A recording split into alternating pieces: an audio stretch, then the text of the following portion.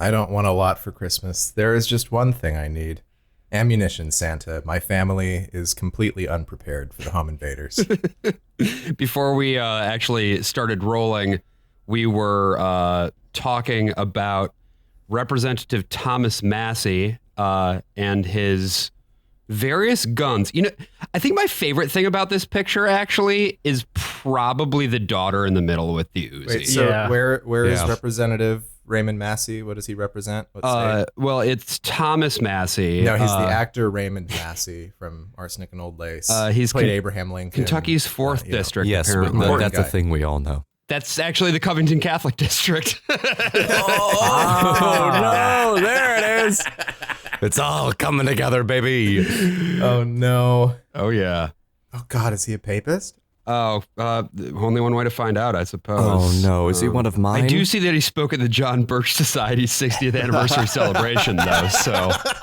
I feel like despite being in that part of Kentucky, that does kind of rule out Catholic, because the John Birch Society, as I understand it, are pretty hardcore against the Pope digging tunnels from the Vatican to the White House. Right, exactly. Wait, so is the idea that the Pope himself is digging those tunnels? Yeah, with his hands. Yeah. The mole Pope. Yeah. That big hat is actually rigid and made out of metal. It's got like a spade blade to it. You can fire it up and make it spin. Like, my hat is a practical. It dig in the tunnel. So many possible worlds, but we got this one. So many possible worlds, but we got this one. Welcome to the worst of all possible worlds, the first and only podcast digging tunnels from Vatican City to Odyssey, USA. There we go. I'm the worst of all possible Bryans. I'm the worst, of all possible Joshes. God damn it, Josh! Not again. And joining us today is Nate Bethea, a.k.a. In These Deserts. He is a host on Trash Future and What a Hell of a Way to Die. He also works on Lions Led by Donkeys, Kill James Bond, and The Bottlemen. And as the person who does the technical side for this podcast, Nate, I have to say, how? That's so many. That's so many. That's a lot. Well, in fairness, I do split Bottleman with Milo from Trash Future, and Kill James Bond is only one episode per week. But yeah, it's a lot. You get used to, you just kind of get into a work routine of staring at Adobe Audition or your editing software of choice and just clicking a lot. But yeah, I mean, it's my full-time job now. So I mean, it's I've gotten very, very familiar with the Adobe Creative Suite and like different ways people's home audio can be screwed up and what you can do to correct it. So far, may I say, sounding really good, really clean. You guys, you know what you're doing. So I'm very happy. Because sometimes you dial in and you're like, is this a cell phone in the middle of the room with 4 people hanging out? Is this a cell phone at the bottom of the well in the middle of a meadow? You pop up. I popped open my Nokia from 2002, and we're all recording into it in premium quality. And I know, Nate, we've been friends of online, I guess, on Twitter for quite some time. For a long time, yeah. I was going to say, I recall, I want to say, so I have been on Twitter probably for a little over 10 years now, and I want to say it was, initial couple of years, we've been mutuals. I appreciate you not unfollowing after, various periods of me going completely insane because I live in Britain. Happy to return the favor. Well, we talked about this. Critical support for all people trapped in Great Britain. That's exactly what I was going to say. We talked about this, Nate, when I was also trapped in Britain before. And so, I have that personal experience as well. And so I'm deeply, deeply empathetic to anybody who, is in that way. Yeah. Well, it's been an experience. I mean, I did come here willingly, but then some stuff happened in 2019 and 2020, right. The, election in which the dread Jeremy Corbyn was wiped off the map, and then also COVID. And so I'm just sort of stuck here for the next couple of years, at least, before I can retreat with my tail between my legs back to a country that sort of makes sense, but also a country where congressional reps pose with huge guns for Christmas. So there is that conundrum of which is worse. And the question that I always ask myself is, well, it's more like, America is fucked up because we have this slavery constitution and it makes it as undemocratic as possible. So people want stuff to be different, but it's very difficult to change because of all of these levers put in place to make sure that stuff can't change. Whereas in Britain, you kind of have a similar situation with their electoral system, but by and large, it corresponds more to what people want. They want to be miserable and they want shit to be as bad as possible. They love it when it sucks. And and it just, and Josh, you having spent time here, you understand that when I was so gratified when you said that the description of Britain as like big Indiana or big Michigan rung true to you. Because genuinely, I'm from Indiana, and like it's 100% it. The entire population, take the entire population of California and Texas, combine them and put them into a combined land area the size of the state of Michigan. That's it. Yes. That's the whole thing. Yeah. Yeah. The wealthiest city on the planet is the capital, and everywhere else is about the GDP of half of Mississippi. Right. And it's everywhere in the country is Rust Belt. Yeah, it's grim, man. It's a really, it also, it is currently 4:14 p.m. in London, and the sun has gone down. Right. So like down, like it's God. dark outside. Yeah. Sun sets at 3:55 this time of year. And so there were times when I'm like, man, I did this to myself willingly. So speaking of the Rust Belt, let's find ourselves in probably the state of Ohio, in a little town More likely than not. called Odyssey in Campbell County. Oh, God. So Nate, you have no familiarity with this show. I do not. I mean, I'm familiar now because I listened to the episodes that Josh sent me. I'm but so sorry. I sort of wish I didn't have familiarity with it, but I am aware of Odyssey. Yeah. Welcome to my hell. Yeah, so you did not grow up with Christ as your savior, then. That's what you're saying. No. So weirdly, my dad is Episcopalian, my mom is Jewish. Their solution to this was to basically not be religious at all in any big meaningful way. And I lived for a period of time in New Mexico, so a lot of my friends were Mormons, and I have where in New experienced- Mexico? In Santa Fe. Okay. I have experienced stuff like this, but all of it was Mormon church stuff, like Saturday's Warriors and those radio plays and stuff like that, like we've got to preach the gospel and go on our mission kind of stuff, which is similar, but this particular focus on the family and the way that it's like really hand in glove with kind of like love it or leave it American exceptionalism, that's all new to me. And before we, dig into these episodes in more detail, I'm kind of curious to hear, Nate, like your thoughts about that, about the sort of initial reactions and what sort of jumped out at you. Is this like taking a portal into a different world? Because part of the thing is like, this is what I grew up with. I grew up actually listening to this shit, as did Brian. We dragged AJ into this sort of thing because, being a Catholic, he didn't grow up with this. But, this is something that we do on the show, this sub-series Whit's Endless Summer, which is all about unpacking these incredibly weird episodes of Adventures in Odyssey. There's an extent to which, growing up with listening to things like Paul Harvey, you're familiar with this kind of format and delivery. There was a period of time when, mercifully, it has ended, but there was a period of time when my parents listened to Rush Limbaugh, so you're also familiar with this kind of like radio delivery and stuff. But I guess what I would say is I was taken aback by how heavy-handed the Christian and or patriotic messaging was when it came out.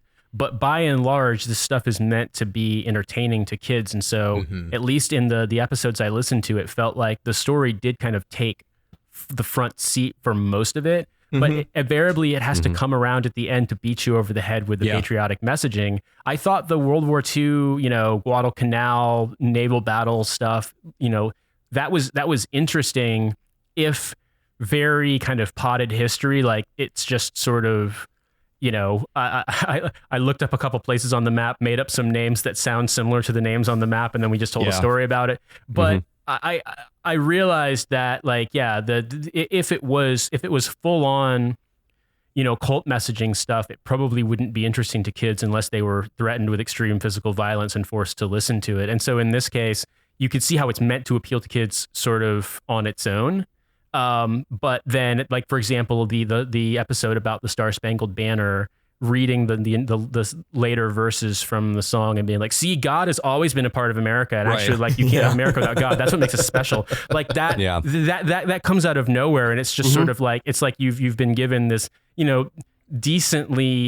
decently satisfying but somewhat bland dessert, and then at the last minute someone crams broccoli in your mouth, and it's just like all right, that's usually Chris's function too. That's true. That's kind of broccoli lady. It's always fascinating to me that all the episodes that I usually like of Odyssey have nothing to do with Christianity or God, or like, those are usually the ones that are most entertaining. And then in the last 2 minutes, like you're saying, Nate, like Chris just comes in and is just like, here's a Bible verse that's completely unrelated to everything that's happened. Remember, Jesus loves you. Bye. And it just feels so lazy, but I appreciate it because at least it means there are some episodes that aren't solely about just like Christianity. Yeah.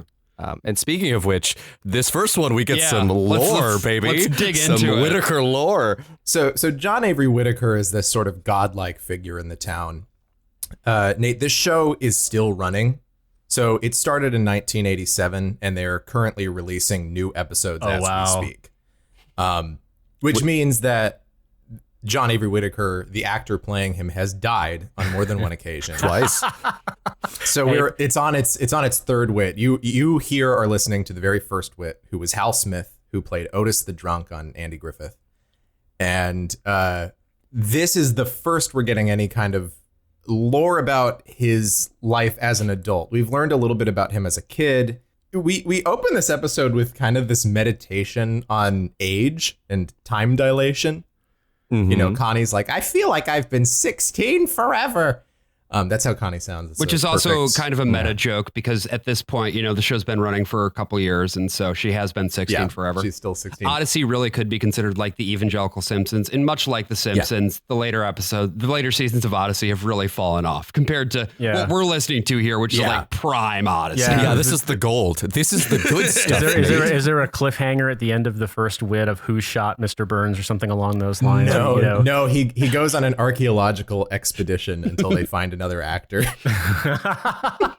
Well, all I can say is coming into this that I was taken aback by how it's obviously very professionally done. The only thing about it that struck me as being very of its time and dated were some of the expressions that Connie and Kurt used to sound like cool, like little kids. Yes. Like, oh, that's radical. I'm 37. I was in grade school in the early 90s, and I remember this, and I can imagine adults who want to sound like they know how kids talk back then, thinking that you just have the kids say radical 15 times, and that's what they did. So Whit gets this letter. He gets a letter from an old friend of some kind. I thought the letter literally just said Manatugo Point. There was nothing else in the letter but the words Manatugo Point. I think that's actually the case, It's for the tontine. It's like, everyone else has died. Now it's you and me. Mr. Police.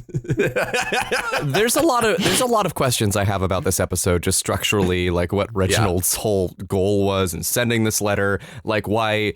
Like at the act break, Chris is like, will Whit remember what happened? And I'm like, yes. Also, he's reading what happened in a journal. Memories. He doesn't need to. But I do like that it toys with this slightly more sophisticated idea of age and like how your sense of time changes over time and how that might resemble something approaching God's perception of time being this being that exists outside of dimensions, everything. And then it's just like, it's a kind of a World War II story. So Whit starts reading his journal and we get a flashback. Thomas Lowell reporting on the world at war. Hell yeah. Dateline August 7th, 1942. Guadalcanal Island. The first stop to Tokyo.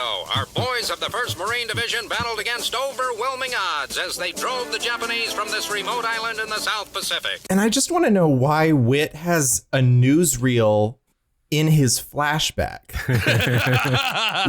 We get all of this sort of montage of Whit being put in different office assignments until eventually finding his post as a signalman on a boat in the Solomon Islands. And I don't know if anybody else got this sense, but I was like 100% we're going to get some war crimes in this. Like we're going to get some like hardcore like we war don't crimes. even get war in this. We really don't. This is an adventure story. It's such an odd little story because they try to play the stakes up really high, but nothing happens in this episode. They find a guy and That's it. They find the guy. And then his Solomon Islands child slave. And then they force him to do you mean separate. that middle-aged white woman? Because that's the voice of Connie. Who also played the Maharaja in Indiana Jones and the Temple of Doom. There was an extent to which I was just sort of like, what's the character? Is it Short Round? I'm trying to remember. Or what is the little kid in Indiana Jones and the Temple of Doom? Like, it is Short Round. I just, that voice, like, I don't know. You can't expect too much, like precision in this sort of thing. But there was a part of me that cringed really hard when it was basically like, this could be a child voice actor playing the helpful Korean child in an episode of MASH. But it's just the same voice. Like, and that there was a little bit of, I'm not gonna lie, I was just like, ugh, this is gross. Ugh. And it just, it's real bad. Let's play a little clip of this little, them meeting the child, of Whit meeting the child. Lieutenant Reginald Duffield is like doing his little Heart of Darkness moment out here. Oh boy. What's your name, son? Malanga. You rescue party? Rescue party? Lieutenant Reggie in trouble. Japanese sent bombs, so Reggie hurt. Do you know where he is? Yes, follow me. I take you to him straight away. So we don't even really have any idea of what Reggie is. We just know that We don't have any idea of what Malanga is. Yeah, Malanga is a very interesting little device. I'm so upset. I feel like even Focus on the Family knows that if you have a story about an upper class English guy and a small native boy on an island in World War II, the statute of limitations is probably still not up on that. So you really don't want to delve too deeply into it. You're not wrong. Excuse me, Malanga is the best friend that Reginald has ever had. Yeah. And so Reginald, I guess, has been unconscious in a cabin, but then they go to the cabin. He's not there. And Malanga then is very distraught. No. Double it. Slow it down. Double it. Chop and screw it. Seriously. And then Malanga says, oh, he must be in his tea cave. Because again, he's doing a Heart of Darkness thing, but he has, I guess, this massive stash of tea in a cave at Manatugo Point. So they go to the tea cave and then they found him. Yeah, they found the guy. That's the story.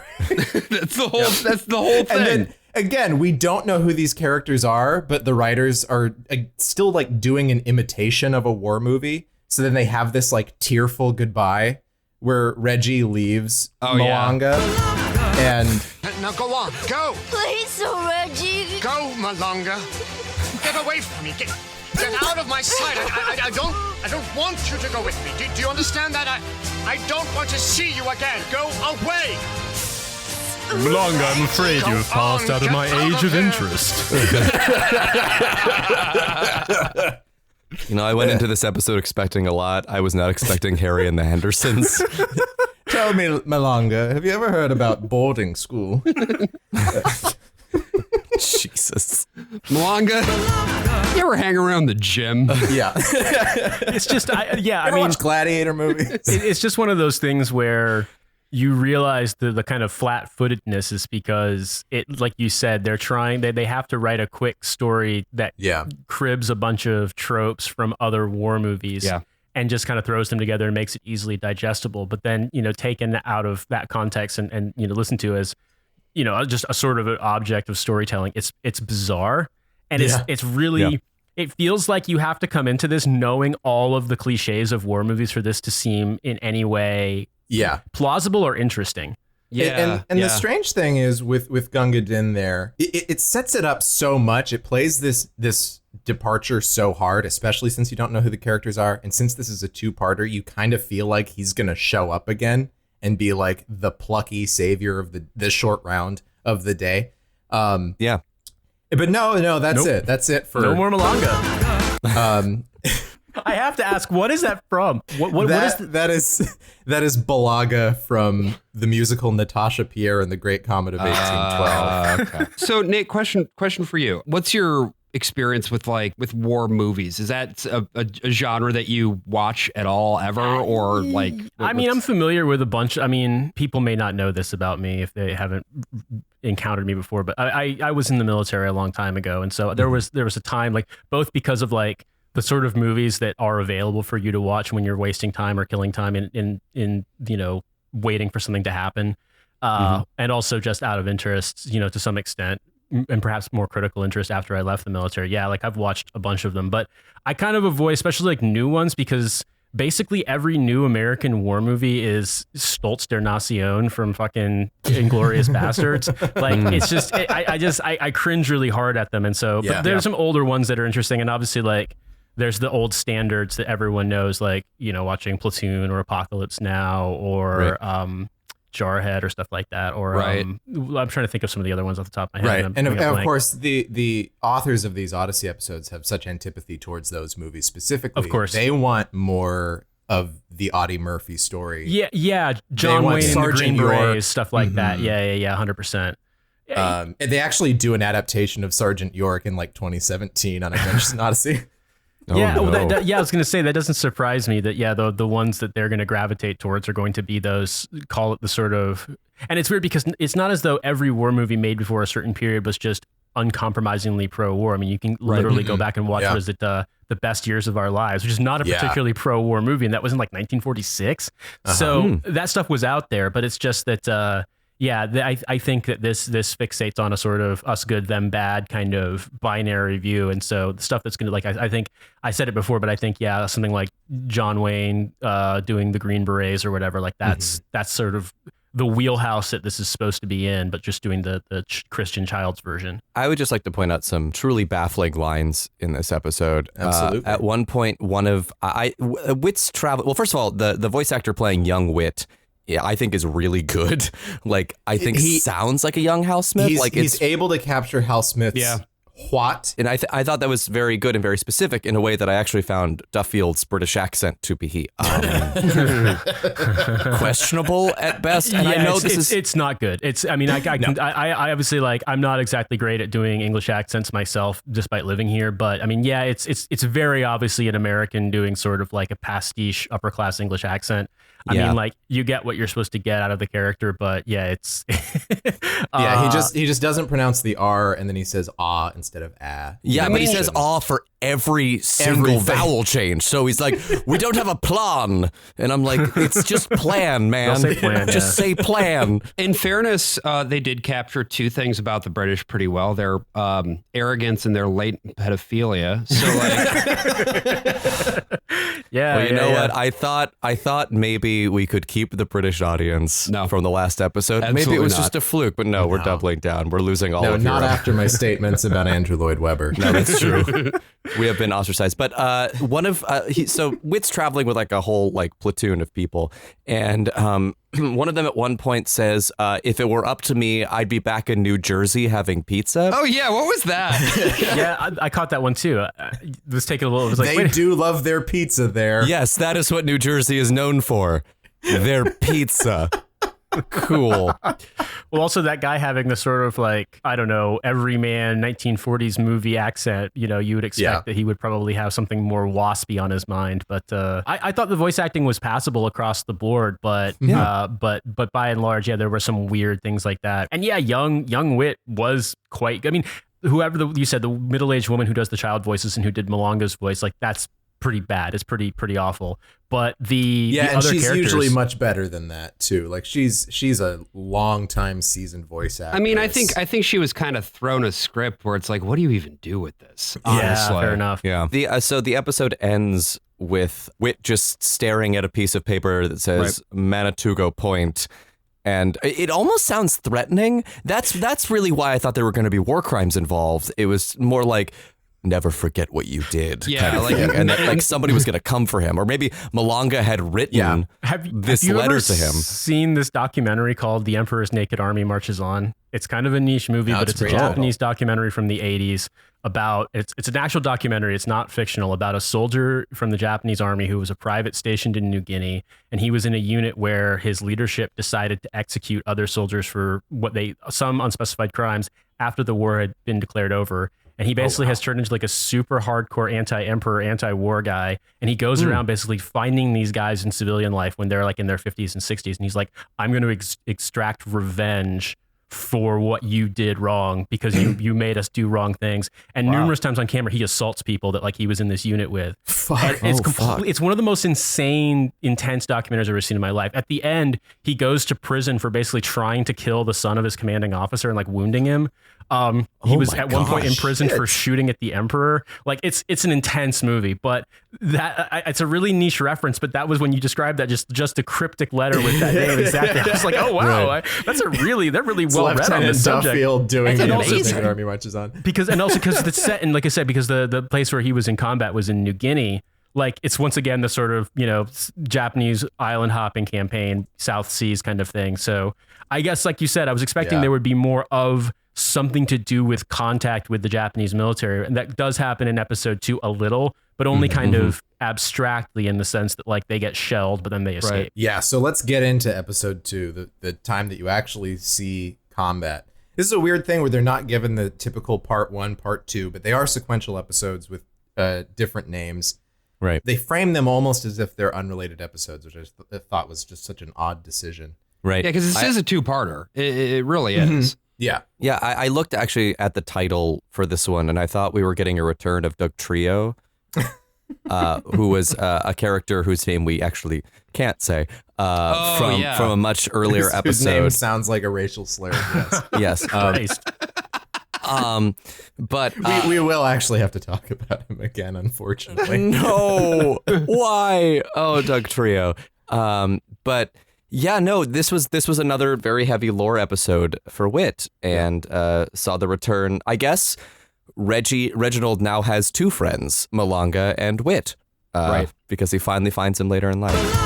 And he has three friends because his third one is, oh, what a friend we all have. Right, exactly. In Jesus. And we'll get there. At the beginning of the second episode, a British guy shows up at Whit's End, and it's like, whoa, who's this guy? Obviously, we all know who it is. Like, what the hell? We just listened to the fact that it's the absolute next episode kind of takes that suspense out of things, doesn't it? Oh, my God. So dumb. I really wanted him to open the door and say, "Excuse me, do you know any middle-aged white women I could befriend?" Okay, so I do have to say, Katie Lee at this point is still in her 20s. Right. No, And, sure. Gotcha. Oh, well, Okay. now I feel bad. So Reggie then leaves a message with Connie that Whit should come meet someone from Operation Dugout. Dig Out. out. Sorry, dig It's out. more annoying. At Trickle Lake at 2 p.m. And Whit's Hate like, Trickle Lake. Hate the name Trickle Lake. and Whit's like, oh, I wonder who it's this an could entire be. lake of piss. Yeah, it's actually it's the only civic works project the entire town has. Everyone got together and they pissed a lake into existence. That makes the end. That makes when they're sitting on the lake at the end with like the splashing of the water on the shore. It makes it a lot worse if you just imagine it's piss. Just crash. So Whit starts relating the story of his time in the Navy to Connie, and this is basically part 2. Yeah, we get another flashback. No newsreel footage this time. Right. I guess they're regrouping on Rubaco Island, and Whit's going to be on the landing barge. And, Reggie notices that John is, one of those. One of those. Yeah, He's one of those. I've got the clip of that. First of all, I just wanted to say, like, young Reggie's first line of dialogue is just like, you don't have enough tea, or like your tea is bad, because he's British and his only personality traits are tea and pedophilia. Which, again, accurate. And so then he spies Whit reading a curious little book. Say, what were you before this insanity began? Student. I was studying philosophy and literature at Duke University. Oh, bravo. An explorer of the mind and the heart. Plato and Milton. What's this you're reading? A textbook? Oh, no, sir. A Bible? Oh, you're one of those then. Depends on what you mean by one of those, sir. Oh, you know very well what I mean. A Christian. Yes, sir. So Reggie, who loves John Milton, apparently has no familiarity with the Bible whatsoever. Well, that's not that. He's heard of Christians. He's read about them in National Geographic, and now that he's come across one. Also, like, I love that he is English in 1942. Yes. And Don't know what a Christian is. He's not really familiar with Christianity. And this is a thing that we have actually covered before. I went and grabbed a clip from an earlier episode where Connie is caught reading a Bible on the bus. Is that a Bible? Yeah. You one of those, huh? That's their one thing. They all just think like, if someone sees you reading a Bible, they're going to think you're one of those. They got to be persecuted because somehow. they've never actually seen someone read a Bible in person. Well, and they've never heard of Christians beyond the abstract, and so they're like, oh, one of those. And actually, here's a question that I have for you, Nate, which is, as somebody who grew up in a part of the country that really is a lot like Odyssey in many ways, and did you ever say this to anyone you saw read it? Exactly. We're like, oh, you're one of those. You're one of those. No. I mean, like, I was just thinking about this, some of the stuff as I was getting ready to do this episode. I was thinking about some of the stuff that I experienced growing up, that like the Fellowship of Christian Athletes being a thing at school and people leading prayers over the intercom at school, and all, like, a lot of kids I went to school with being in Young Life and going on these Christian retreats, or being members of these like big evangelical non-denominational mega churches. My parents live in rural southern Indiana now, and like there's a gym that my wife and I go to when we're visiting, and they've got like what I can only describe as "Get Jacked for Jesus" motivational posters in the gym. Oh my God. Like it's a poster of like a dude doing a one-armed pull-up and then Jesus in the background with a crown of thorns, and it basically says, you know, something to the effect of like how sad it would be to be fit for this world but not for him, or something like that. Like it's basically Jesus's Grindr profile says no fats, no femmes. yeah, basically it's like so I mean, like this stuff was all around, and I genuinely think that if somebody was reading the Bible and be like, oh, is that a Bible? Okay. Like it's not as if you wouldn't know what that is. Right. I feel like if you were not a Christian, people might be that way, you know. Well, like, exactly. Oh, you're one of those. Oh, you're one of those. Like one of my good friends when I was in high school was Muslim, and she wore a hijab in school, and like she was the only girl in school who wore a hijab. Like my graduating class was over 900 students. It was like 3,700 students in our school. So like, wow. Yeah, the idea of there being only one Muslim girl student, you know, that gives you an idea of the level of diversity. But it absolutely is not the case that anyone would be surprised when people are Christian. I mean, like people would wear, not so far as to wear like church, you know, like motivational, like moto shirts for Jesus, but like they would wear church retreat things, or like, you know, church sports league shirts or stuff like that. People wore crosses, things along those lines. Right. There's We a always huge Catholic had population, you know, so that kind of a thing. These big over-designed shirts, especially in like the 90s, where like there was one that got kind of passed down from my brother to my sister to me, that it's just a huge block of text over the front of the shirt, and it says something like, "I'm not afraid to die for Christ." Hell yeah. Like each word is a different font. Yeah, I remember when I was in Kuwait one time on my way flying back to go on leave from Afghanistan. I remember seeing a guy with full forearm tattoos that basically, I can't remember what the other one said, but I think his right arm, it said something like, or his right forearm said like, "I am not afraid to announce my belief in Jesus Christ," or like, "I'm not afraid to believe in Jesus Christ," or something like that, but in like huge block letters. And like, that's a level of intent that I didn't really see that often. I know it exists, but like you had to really be into Young Life and stuff like that. And one of my friends left Indiana and moved to Georgia, and weirdly, like the not Baptist people were more like that stuff. But while I didn't grow up surrounded by that stuff, it wouldn't really have been out of the ordinary for someone to be that Christian. And like, it would have been a little bit weird, but it wouldn't have been so novel that people wouldn't understand what it was. You know what I mean? Did you ever have any experiences where like people found out that you did not love the Lord, and you know, they proselytized to you and tried to save you? Bro, when I was in middle school, I mean, like, hilariously, a little bit of backstory. My wife is black, and she's made the point before that a lot of her French people she's known growing up are mixed race, and she's like, the two people who can always tell if you're mixed race are black people and Nazis. And it's the same thing if you're Jewish. Like, I have, you know, my mom is Jewish, and I have some Jewish background, and I have practiced Judaism, and like the only people who could ever figure that out were like other Jewish people and Nazis. And like some kids in my middle school found out, and like were like messaging me on AOL Instant Messenger, like, "We're gonna send you to Auschwitz, it's Jewish hell," or something like that. And I told my middle school 8th grade yearbook teacher about this, and he tried to get me to convert to Christianity. Like, he tried to fucking proselytize to me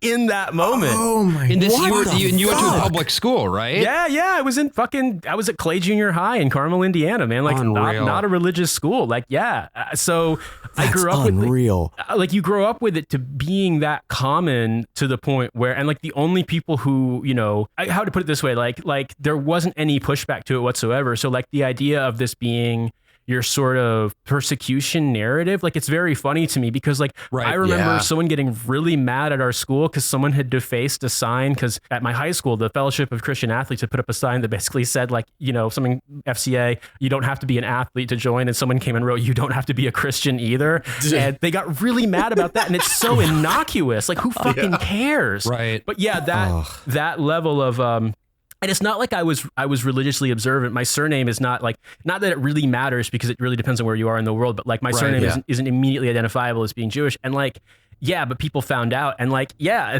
for some reason, and the teacher was a nice guy, but for some reason in that moment, he thought that it was appropriate to be like, "You should have you considered, That's incredible. learning more about our Lord and Savior Jesus Christ," or whatever the fuck. You know, some Jewish people save themselves by converting. So I'm going to help this young man out. And you know, I was like, what, 14? I mean, like, it's just one of those things where if you're not from that part of the US, and I feel like, like on the East Coast, it doesn't happen as much. I don't think so on the West Coast, but certainly in Midwest, the South, like the Rockies, that kind of stuff, like you will encounter this, and this is just kind of normal. Well, and I feel like for Judaism in particular, with that sort of Midwest thing, it's either like the anti-Semite Nazi shit, or it's the weird like fetishization, or philo-Semitism, exactly, or some combination of the two, which I think is probably the most common thing. But that's definitely something that like my uncle who keeps trying to find our Jewish ancestors. Right, exactly. I would also say that there is a little bit of the proselytizing, at least in Southern California. San Diego is a pretty conservative town, all things considered. And I went to Catholic school, so I mean that probably doubled it down. I mostly kept people away from proselytizing to me because I wore a shirt that says "Jesus loves my cum gutters." Yeah, I mean, like if you live, I would say, Josh, I know you live in New York, and you've probably been approached. You know that if you're a guy and you're white, particularly on Thursdays and Fridays, it's entirely possible that Hasids will approach you and ask if you're Jewish because they want you to. Believe it or not, I've never been approached to join Really? Minion. That's 100%. I was going to say, AJ, I I would have guessed, quite frankly, if you hadn't said you were Catholic, I'd be like, oh, I wonder if he's Jewish. You know, like it's just, no, absolutely. And I've been approached many times. I don't know. That's I don't so think funny, I look really. like I've been cast in things specifically because I was the most not Jewish looking person.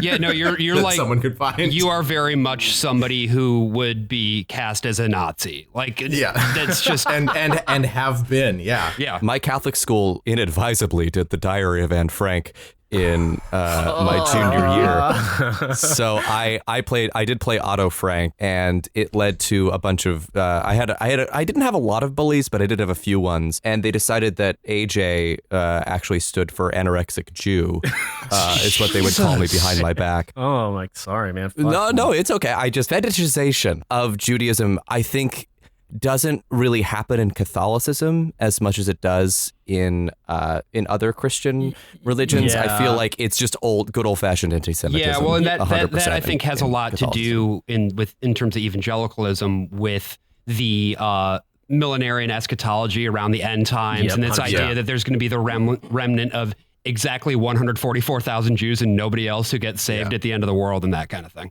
Right. Yeah. I was thinking, because being from Indiana, Mike Pence being our governor at one point, like that is definitely a strain of stuff that exists there. Yeah. And I mean, living in the United Kingdom too, there's been a lot of, I mean, it's not really in mass culture, but it's definitely, if you're on social media at all, there's this weird kind of philo-Semitic fetishization. It's so weird. It's so weird in the UK. And sort of like adopting, being like, oh, I'm an honorary Jew because I hate the left also, and et cetera, et cetera. And like, it's basically like a cipher for people to claim that they're being persecuted against because people are racist against white people, and specifically against the English. And like, it's weird and incomprehensible to me. Like having, like I said, I've lived in this country for over 3 years, but that phenomenon, I'll never understand it, but I do see some of it, like you're describing, like that there is this weird kind of like secular version of like philo-Semitic fetishization. And then there's also the evangelical, like I said, well, we need you to all make Aliyah so that the end times can happen, and you can, some of you can get raptured and the rest of you will all die.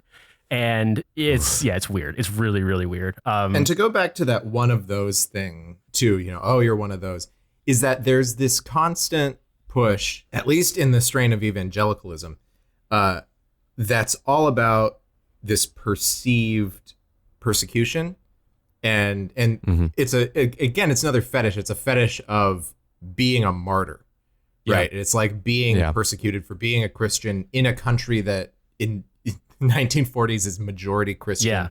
In the 1980s in America, it still is majority Christian. That I don't think is quite as present in, you talked about like being in Santa Fe and the Mormon kids. I don't think it's as prevalent in Mormonism, even though, no, I mean, like Joseph Smith was killed, 150 years ago. It was like much more recent actual martyrdom of people of their faith.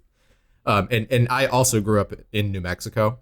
Okay, right on. So that was also not a common thread among the Mormon kids I knew, but of course all the Christian kids were always like, I'm not afraid to die for my faith. I'm not afraid to, and it also became like the new form of martyrdom was telling everyone that you were a virgin. Oh, yeah, and promise rings and stuff like that. Do you remember? I'm not afraid to tell everyone that I'm a virgin. I think we're close in age. I was 14. I was in 8th grade when Columbine happened, and I think it was later determined that this was not true, but the story about like one of the shooters killing Cassie a grassy Bernal. girl. We were if- talking about this the other day. Yeah, we're going to do an episode about that. Yeah, that like, are you Christian? She said yes, and so he killed her. Like, I remember reading that in fucking Time magazine, and I recall that was later determined to just not be true. But wow, I didn't know it had made it all the way to Time. I thought that was just more. It was a a story of national interest. Yeah. Like it's just that martyrdom, that being singled out, and I mean, and bringing back to the content of this episode, the idea that an upper class English guy who's a knight of the realm, they call him Sir Reggie, wouldn't know what the Bible is. Like, there were no secular boarding schools in this country. Like, there were no secular what they call public schools, like what we call private schools at all. Right. Like, that's a post-war thing, and they're not even really all that common. They're still like notionally Church of England in a lot of ways. Like, Yeah. Like he learns as an adult that the Queen of England is the head of the Anglican Church, and he goes, "Oh, so she's one of those." Huh? Like, did he black out during his knighting ceremony? Just like he they is say just that God fucking a lot. strong. It's literally he brews it so bitter that it erases his memory. Right. Well, let's real quick kind of run through the remainder, because not a lot honestly happens in this episode. I don't actually have any other clips from this episode. I'll just kind of run through it. I just love that Whit constantly has to reinforce that he doesn't know any British people. Yes. Like, he's just like, he knows a exactly British accent. Well, that's here? the other thing. That's the other thing that's so weird about how earlier he's like, I wonder who that could be, when he knows exactly he's one from British Scotland. man. Even though he's from How Scotland. does he not know any the first 10 British? years of his life in And Scotland. I gotta be honest with you that if I get this cryptic message that a British guy wants to meet me at the lake at exactly 2 p.m., there's a part of me that's going to wonder if the elephant hunter from Jumanji is going to show up. Like, but he walks into it so guilelessly, like you said. So clearly he knows that it can't. Like, he's like, "Oh, I wonder who it could be. I'm really confused." But clearly it can only be one person, or he's going to die because a time traveler with a huge gun is going to fire at him. Well, because what ends up Whit has a happening, derringer tucked into the sleeve of his tweed jacket. what ends up happening is that they have this barge and they're gonna land, but then they get shelled from the island, and Whit actually jumps in front of Incredible Reggie in an attempt to like save his life, I guess, and gets knocked out by a shell. And then the next thing we know, we are back in a hospital, and he is being told that he's going to get nominated for a Purple Heart for acts of valor. And Incredible Reggie has already shipped out. And that is kind of how that ends up happening. Whit almost became a martyr. And that very act There is this sort of death wish Right. kind of built into this episode. Like, Yeah. and then what we learn, like death drive, really, like this whole, like, because Christ has put this in him, Right. this martyrdom complex that made him right. able to be brave enough And that's exactly then what get blasted. Reggie says when they meet up at Trickle Lake with T, which is, he says, Reggie says that he came face to face with two important truths. Number one, living on this planet is a temporary condition. And number two, Whit's bravery was because of Bible. And that is why Reggie was actually inspired to become a pastor. And now he is shepherding a flock at some church in, the country in England. And he wants Whit to tell him more about his parents' faith. And then Chris wraps it up. The message is always be planting seeds. And that's the end of the episode. And so Whit was made a war hero by God. That's really the only Right. thing that can make you a war hero is God. Is the Lord, yeah. The MIDI in these episodes is so out of control. The music never stops. I love the constant variations on Anchors Away that plays throughout these episodes. Just in case you forgot that Whit's in the Navy. It's so fucking good. And Whit, this is where we get the canonical information about Whit's slight ear disfigurement. Right. And the scar on his knee that apparently gave him a limp for a while that he worked out. Yeah. These never come up again, but good. It's there. It's there for the fans. When Reggie and Whit are having their conversation on the shores of Piss Lake, there's a point where it kind of sounds like Would you like to add an inch or two to the depth of this thing? It would be my pleasure, sir. But give me some tea first. In memory of my one friend, Malanga. But there was so It did kind of sound like Reggie was plying Whit for information about his parents so he could steal their gold. Like he was really insistent about finding out about his parents' faith to the point where I was like, what do you want from Whit's parents? Like, what do you know that I don't, Reggie? I would have forgiven this episode everything if Reggie had sat drinking tea on the edge of this lake and been like, we need to do one last heist. You know what I mean? Like really getting like the band back together. Which is kind of what later episodes of Odyssey will do. It's always like, let's go on a new archaeological expedition. Well, and then there are actual adventures in Odyssey, which is nice. I do actually have to say I kind of like the moment, though. I like them just sort of sitting there and talking Me too. about age. And, it's a little bit less like, oh, we're making this for children now. It's like, I actually want to write this scene and develop these characters and talk about who they are. Does Reggie become like a recurring character? Like, do we see him? Not at all. You never see him again. And also, that kind of sucks. In terms of like later, like the way that the show ends up later on, once the show comes into its stride a little bit and the writers actually write in a way that resembles writing. Yeah. There are, especially Paul McCusker especially, there are actual moments where they allow for character development and just like let characters sit and talk with each other and just explore who those characters are through dialogue, which is that's just actual good writing. I also would say that the combat sequence with him trying to get them off the boat before they get shelled, or even in the previous episode when they start taking incoming and like they have to hustle out, like there is some genuine tension in there. Like I that's the thing, is that if this was just complete dog shit, both technically and also in the way that it's assembled, it would be much easier to disregard because then you'd just be like, okay, this is campy, this is throwaway, whatever. But the fact that like some of it is pretty competent, and then it's also just bizarre. Like I kept thinking back about him missing the top of his ear, but it's like, but this guy is a evangelical Christian Navy veteran of World War II. Do you really think he would wear his hair long enough that the tops of his ears would be covered ever in his life? Interesting. So that is how they depict him. It's really interesting. The official character art for Whit, he has kind of shaggy-ish hair. Oh, that's so funny. Like that's because you just would never. He's in a not a million years very think military guy, and I think it's based on Hal Smith's actual hair. And Hal Smith served. He was in the Pacific Theater in the Air Force. Oh, I didn't know that. As far as I know, I was trying to look through a lot of the older guys that were on the cast. I don't know if any of the other ones served, but Hal Smith certainly did. The writers of this show did not. They're all sort of younger baby boomers. Wild. Hard to believe. And I think this is part of that whole baby boomer thing, right? Where their parents are such heroes to them and their involvement in World War II. And they grew up seeing Audie Murphy on screen without really engaging with like what Audie Murphy himself was like trying to advocate for and dealing with his own personal problems related to PTSD. They have this outsized image of what their fathers did in the war that also creates a lot of the wave of reaction to the anti-Vietnam War protests that come along. And we'll talk about that towards the end of the episode. But I think right now is a good time to lead into our break. Yeah, let's take a break. Hello, it's me, the Pope, again. Do you like the smell of fresh earth? The feel of wood in your pinchy claws? Do you need a digging tool strong enough to dig a tunnel between the continents, but soft enough to not ruin your Popa milking hands? Then might I suggest the Trowel of Turin, the only trowel officially licensed by me, the Pope. Unlike a normal everyday poo-poo trowel, the Trowel of Turin is the only digging tool you can wear as a hat. I'm wearing mine right now. Who knows when you gotta dig?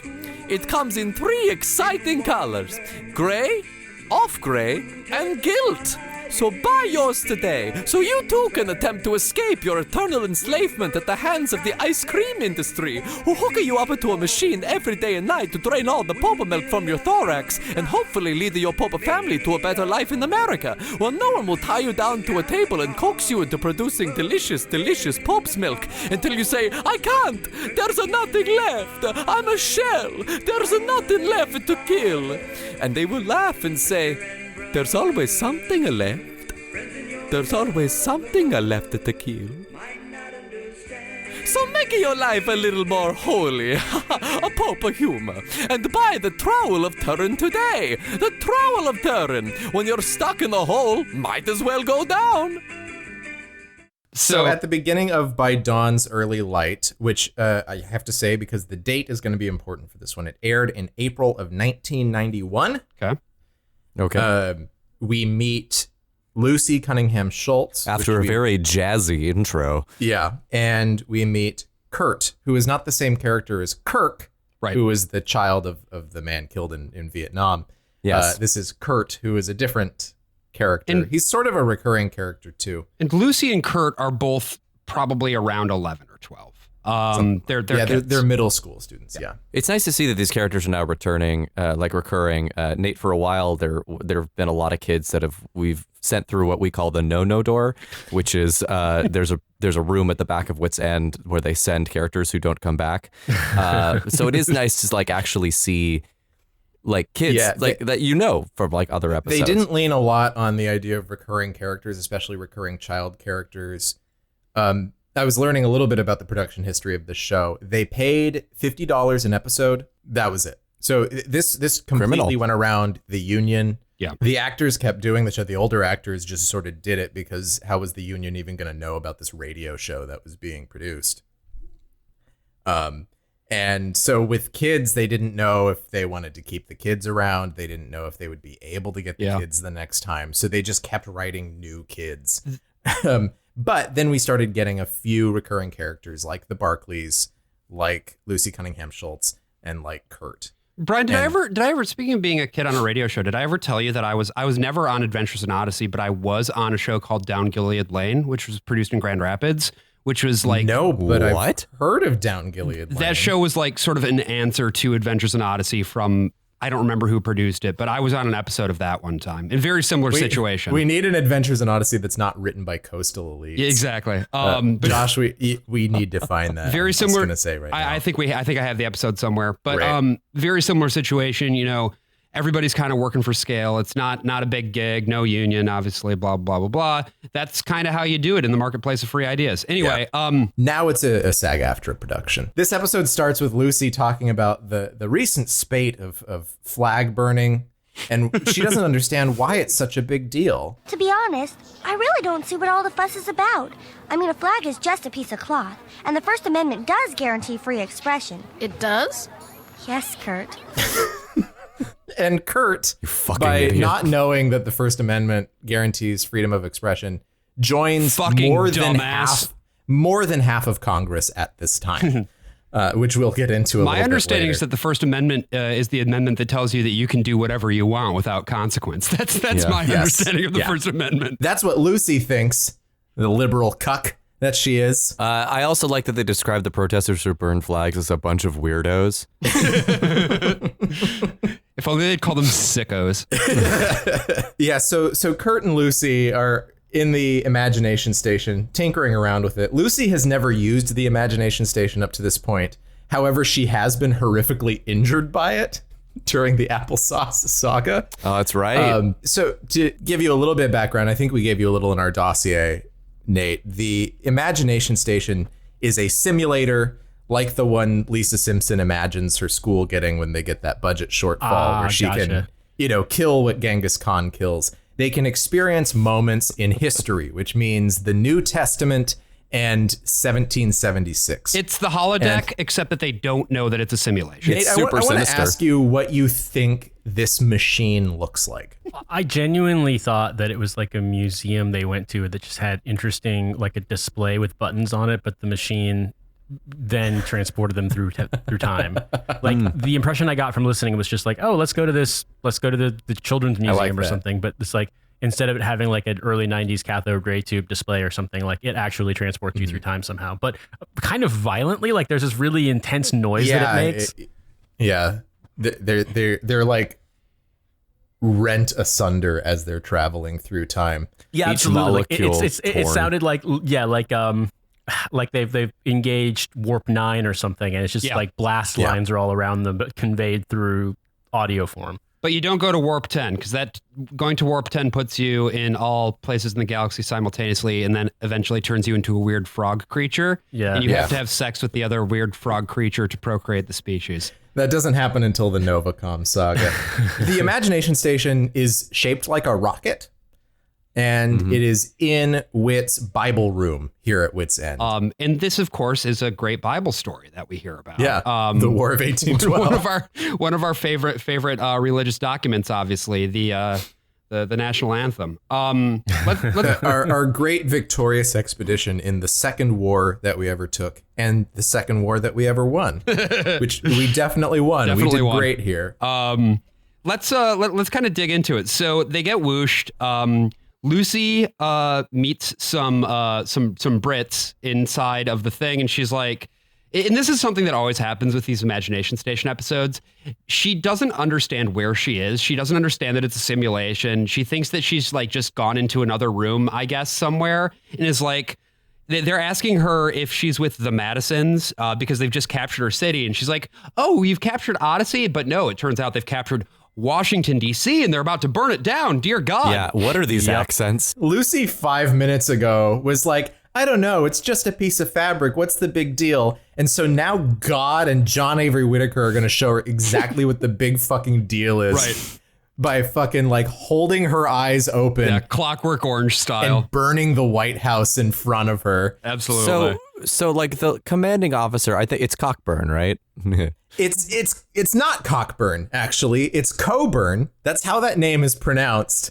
Yeah. They don't know this. The writers of Odyssey don't know that his name is Coburn. So they keep saying Cockburn throughout this whole thing. My cock, it burns. Oh, it's so fucking good. You shouldn't have stuck it in the White House, Josh.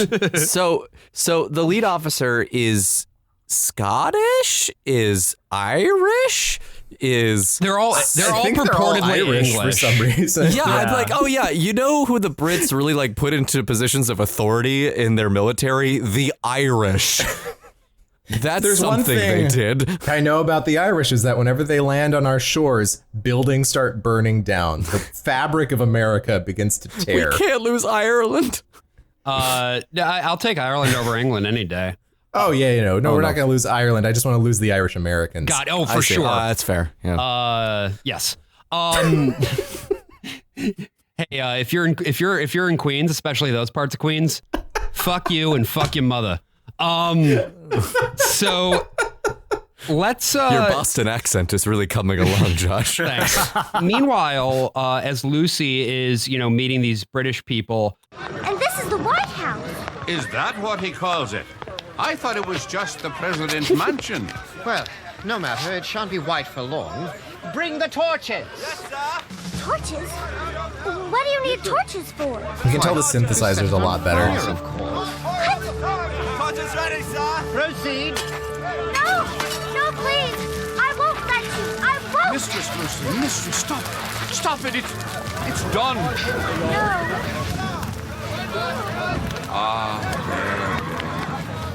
It's only a building. Only a building?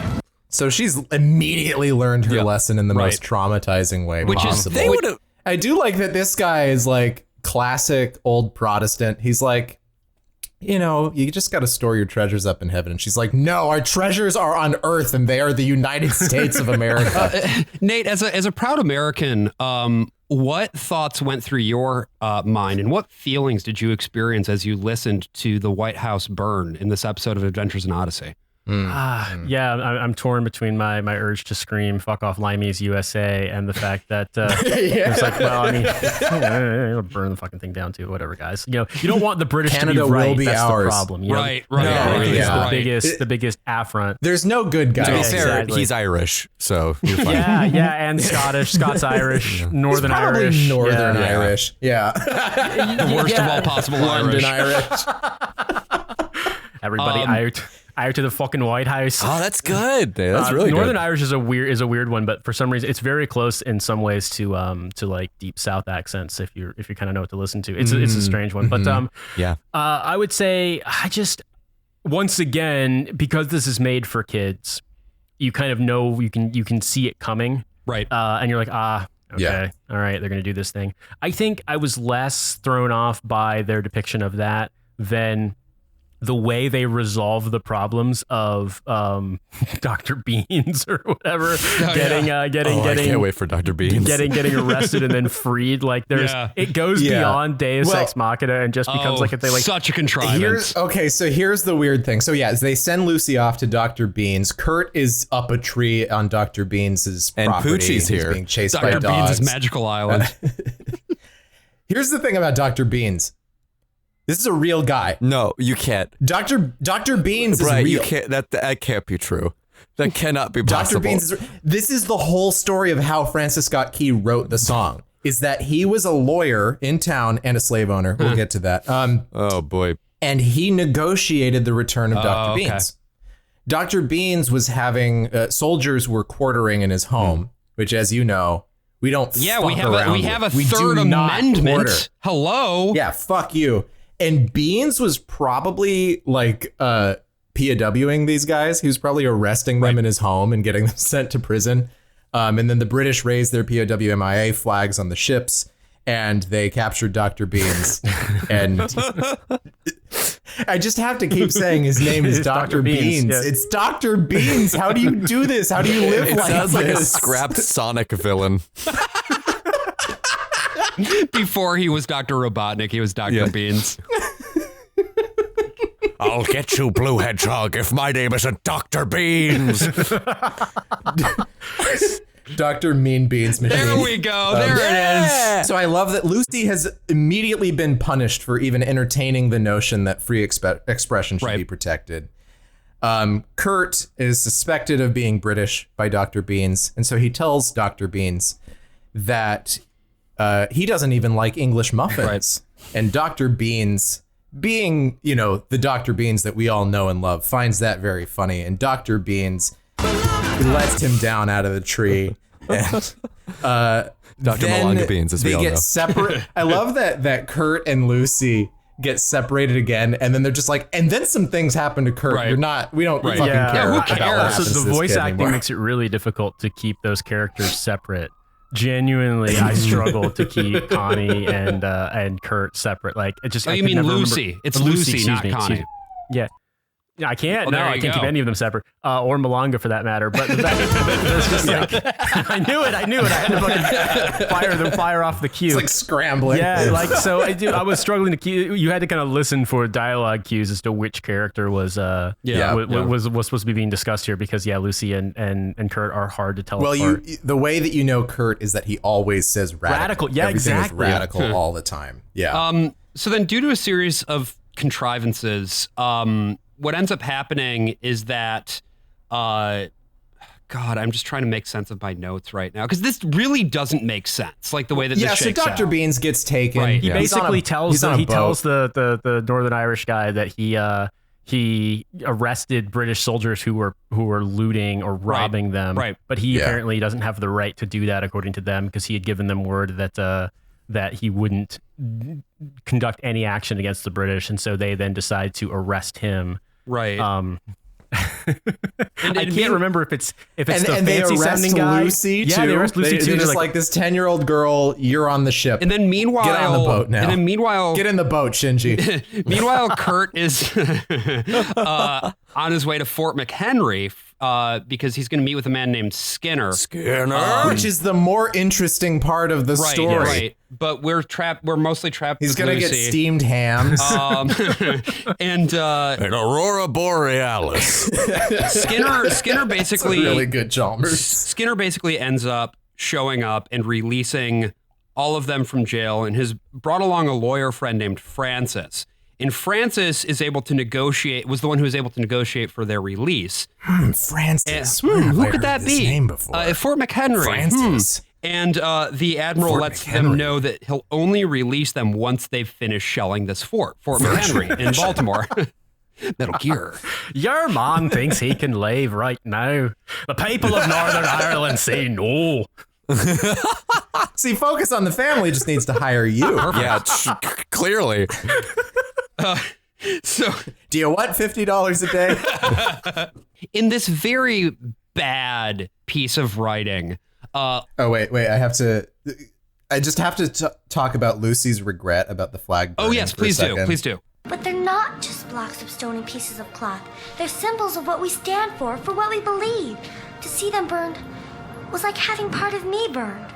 Then it seems you've learned something on this voyage. So Lucy on I the am boat not Whit. with Dr. Beans has learned that burning the flag violates the nap. And therefore, because it's a personal attack, should be met with the strictest force imaginable. It's castle doctrine for my flag and for my White House. I found this episode to be almost unendurably boring. Yeah. But then you get to the part where they prosaically start to recite. Prosaic is a great way to put it. It's the national anthem of our country, before then also reading Francis Scott Key writing the same words. Mistress Lucy, can you see anything? Oh, say, can you see? It's almost dawn. You may be the dawn's early light. Ooh, yeah, in the early light of the dawn, maybe. Oh God, I'm standing here so proud right now. By the glare of the bursting shells. The glare, the rocket's red glare. And so, the shelling is going on, and then by the dawn's early light, they see the guy. The flag is still there. It's still there. And bigger than before.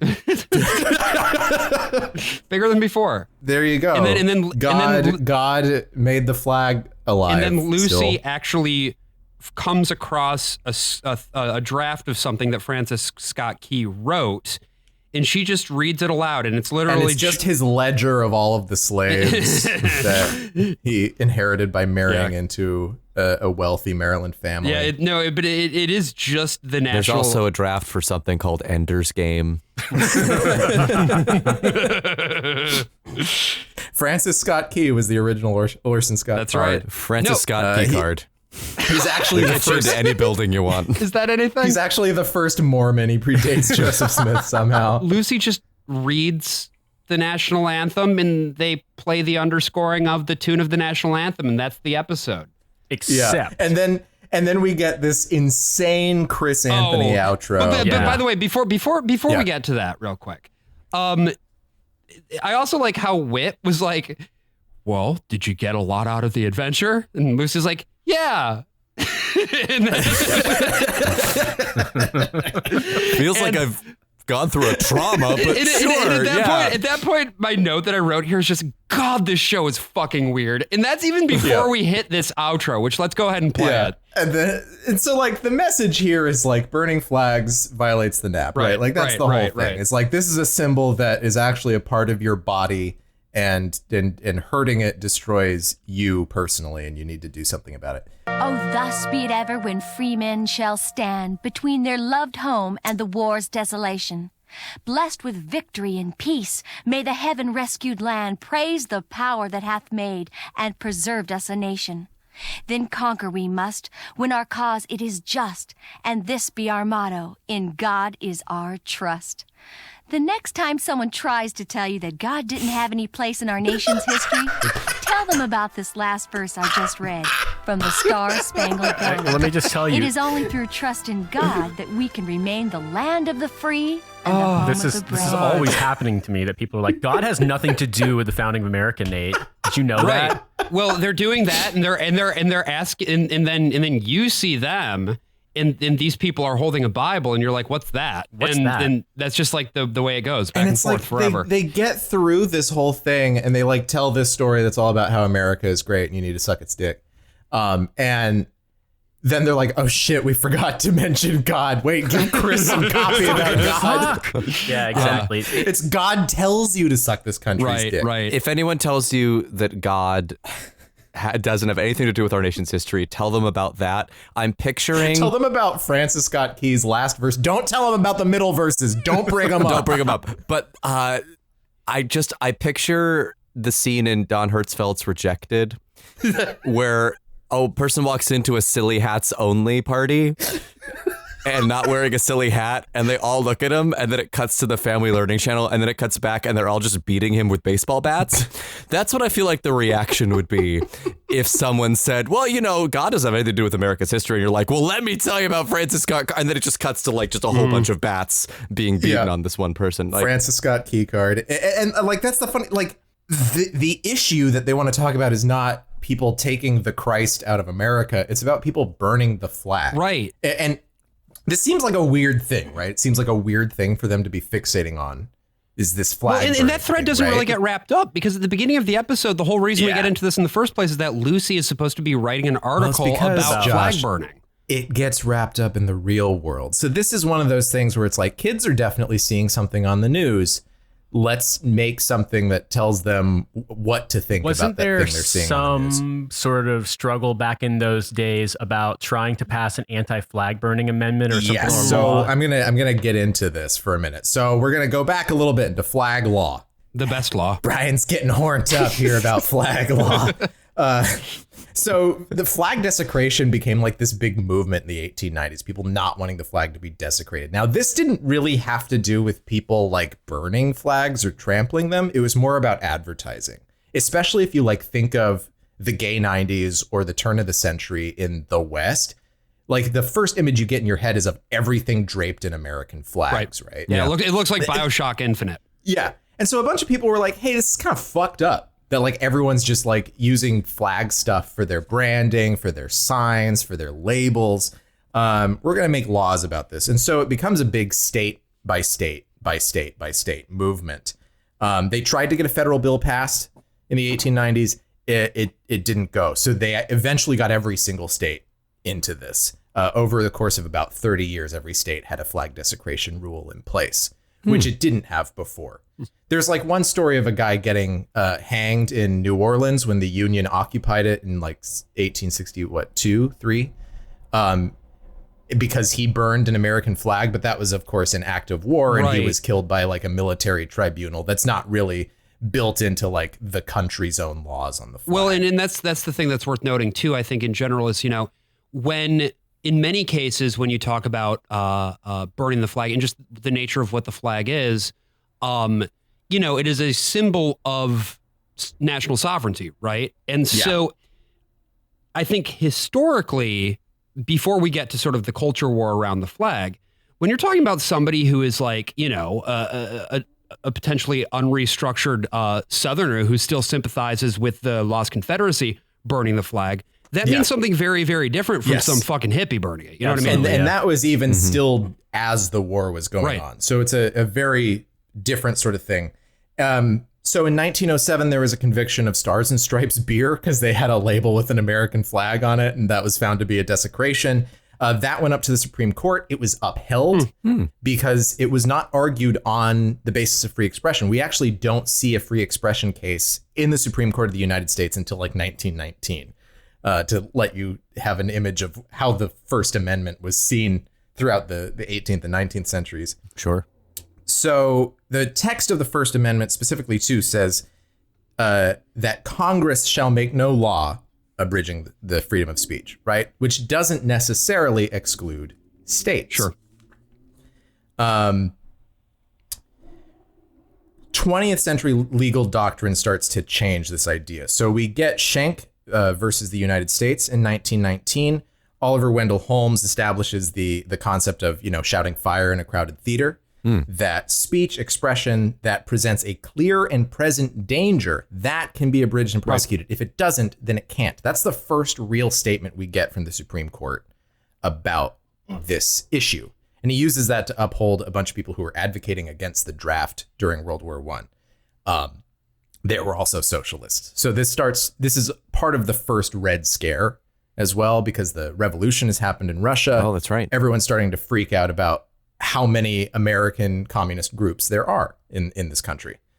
And and as per usual, the government only really flips out about some sort of expression when the left is doing it, right? Like, because it's the thing of, this isn't just an expression, this is symptomatic of something deeper and could potentially lead to some sort of revolutionary consciousness, and we can't be having that.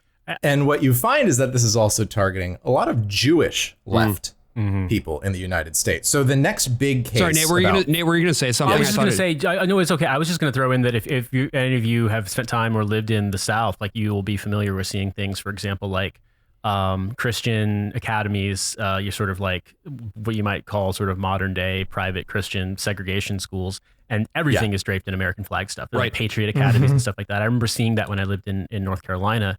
That's really common. So it is this idea of like desecrating or advertising or whatever, like that doesn't really raise any flags.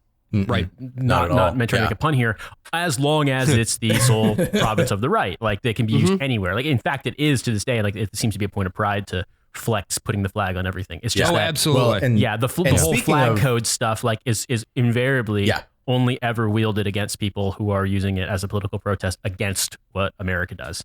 Yep. And speaking of raising red flags, that was also illegal. That was made illegal during the Red Scare in 24 of our states. Including California. So there's a case called Stromberg versus California. This is a 1931 case over something that happened in the late 20s. Things tended to get seen in the Supreme Court pretty quickly back in these days, instead of like being like 17. What else were they doing? Out, right. They were all taking pictures with their new Kodak cameras. We do love our constitutional right to a speedy trial, don't we, folks? Yes, we do. It's a good thing that is a thing that people have in this country all the time. So there was a summer camp. There was a communist summer camp in Southern California. It had a lot of ties to American communist groups. Most of the kids who went to this camp were Russian, Ukrainian, Jewish immigrants in Southern California. And the associations of the camp were well known. They were associated with official communist parties that were operating in California. So this red flag law meant that you could not wave a red flag publicly. Couldn't have a red flag. Couldn't do it because that was seen not only as communist, but as seditious and in favor of red communism or Bolshevism or the Russian kind, right? So the idea was that they'd kind of use the old Espionage Act of World War I to kind of accuse people of sympathy to a foreign government, and then enacting on that, boom, there you go. You got a criminal. So like this DA and a bunch of cops, they start to skulk around this camp to find any red flags. They specifically go to look for flags because that's how they can put down this communist camp. So they find one and they throw a bunch of people in prison, including a 19-year-old counselor named Yetta Stromberg. This 19-year-old girl gets convicted of a felony having a red flag and sentenced to San Quentin. Jesus. So then in 1931, this case gets determined in her favor, right? The Supreme Court finds that her imprisonment is a wrongful This is the one. U.S. Supreme Court? The United States Supreme Court.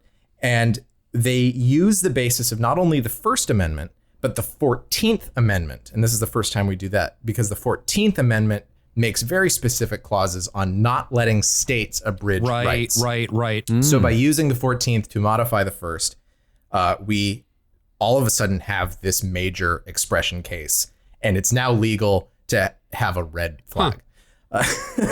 So flag burning, then we go to the 60s. Flag burning gets associated with the Vietnam movement, the anti-Vietnam War movement.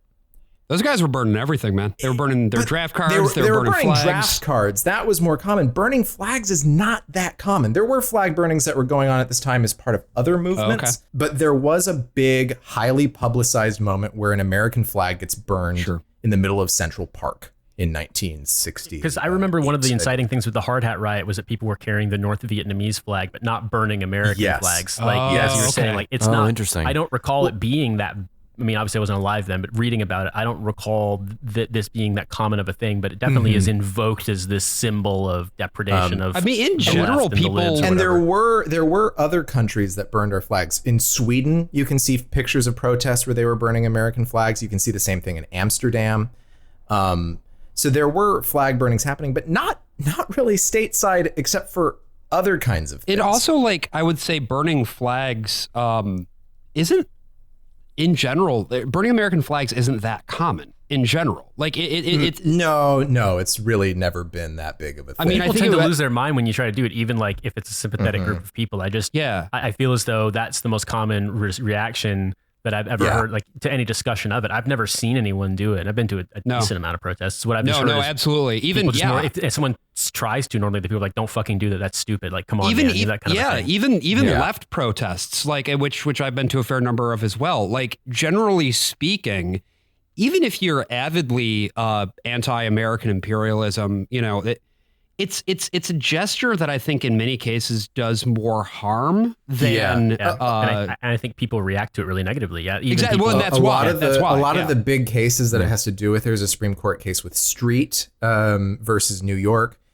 where it was an act of protest, but it was done by a single person. That's what a lot of these are. They're not part of organizational movements. Right. And I mean, you think about like hippies. You see pictures of people at anti-war protests. People are actually waving and wearing American flags quite a lot. Those guys, they'll modify it. They'll wear headbands, they'll drape themselves in a flag, or they'll put peace signs on the flag. That was another really common thing. Yeah, those guys were not so much about anger. I mean, they were angry, but the messaging, as we'll hear about in the next episode we talk about, is peace and love. And, that's.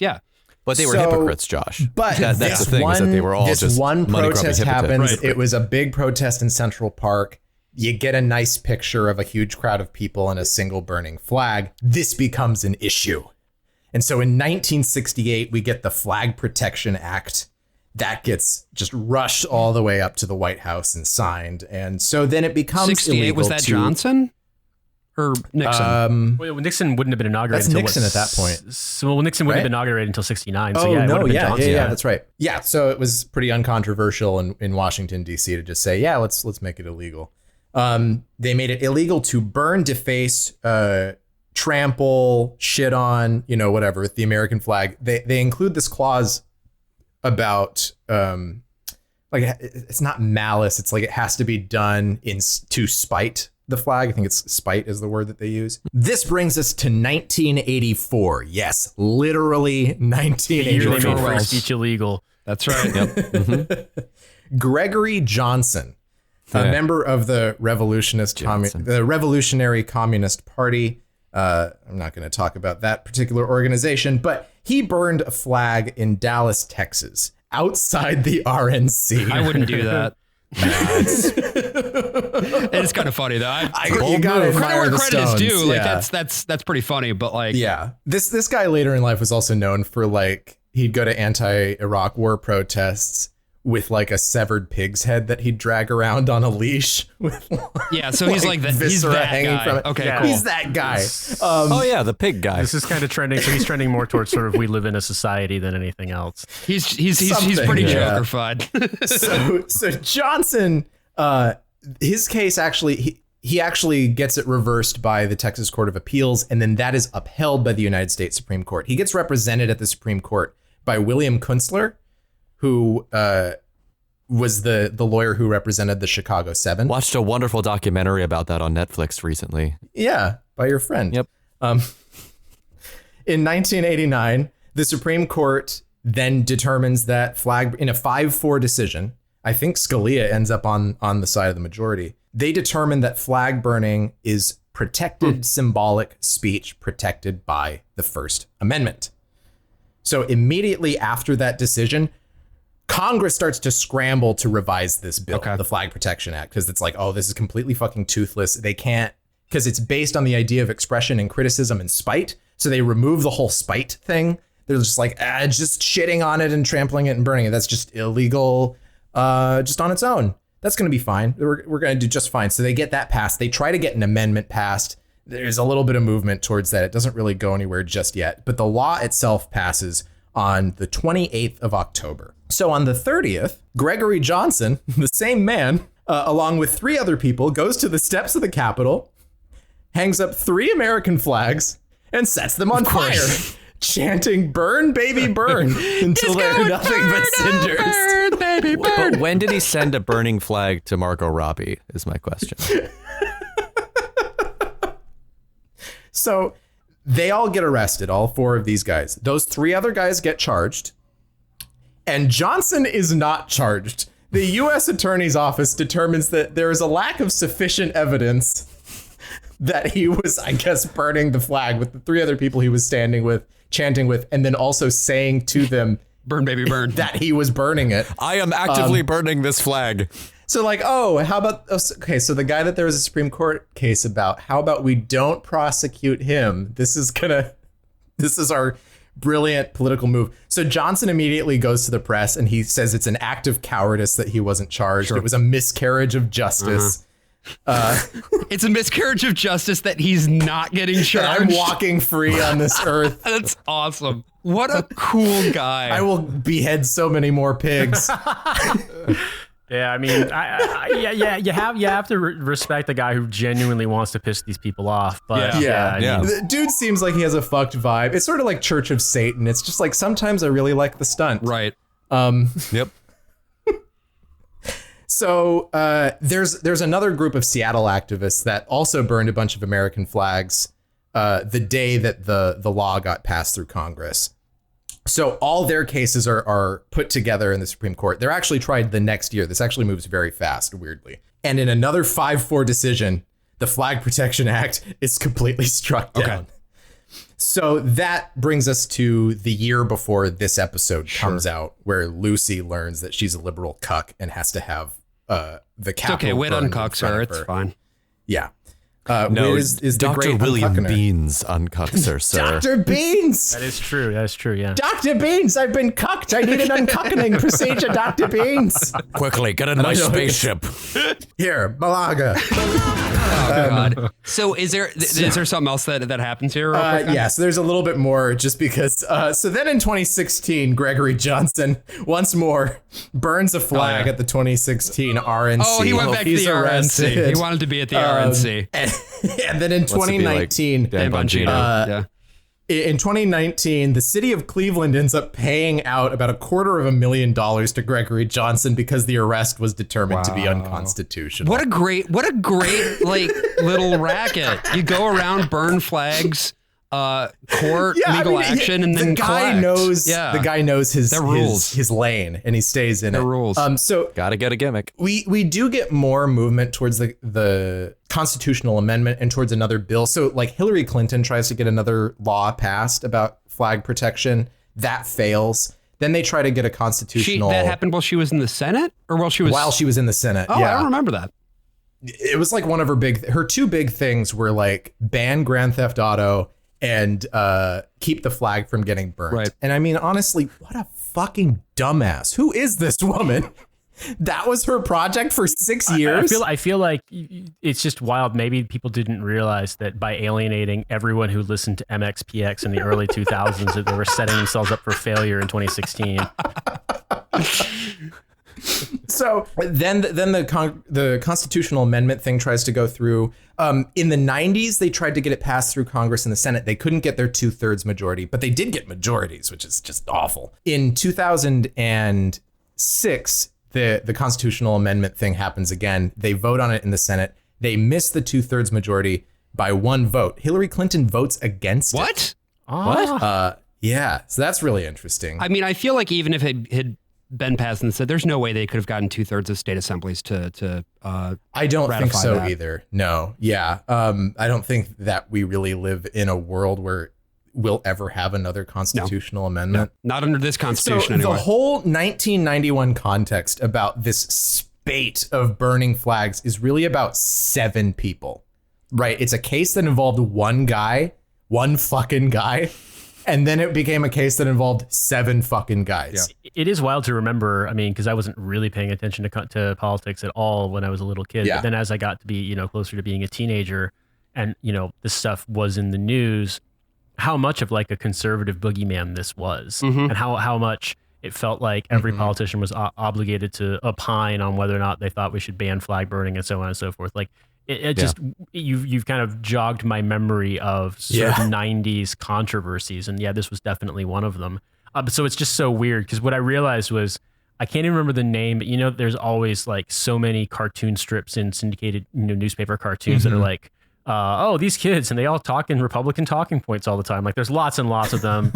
Sure. If you read any basically post Calvin and Hobbes, it just became like what's it called, Mallard Fillmore, and a bunch of like even worse spin outs. It's a disaster. And invariably, it feels like this. That's what came to mind. That this world they've created in Odyssey sounds like a radio play that of one of those environments in which everyone espouses these right wing talk radio talking points, but they're smart little precocious children, and it's just it's bizarre. The victimhood complex, the need to be martyred or persecuted, even without the over evangelical Christianity, like it's part of the same phenomenon. Right. Well, right. Someone burning the American flag, a fellow citizen of the country burning an American flag, is also my martyrdom. Yeah, exactly. Well, yeah. And like I said, I felt that at the end of this episode, that the sort of the closing line, you mentioned the name of the voice actor who said that, and I've forgotten, but yeah, Chris, yeah.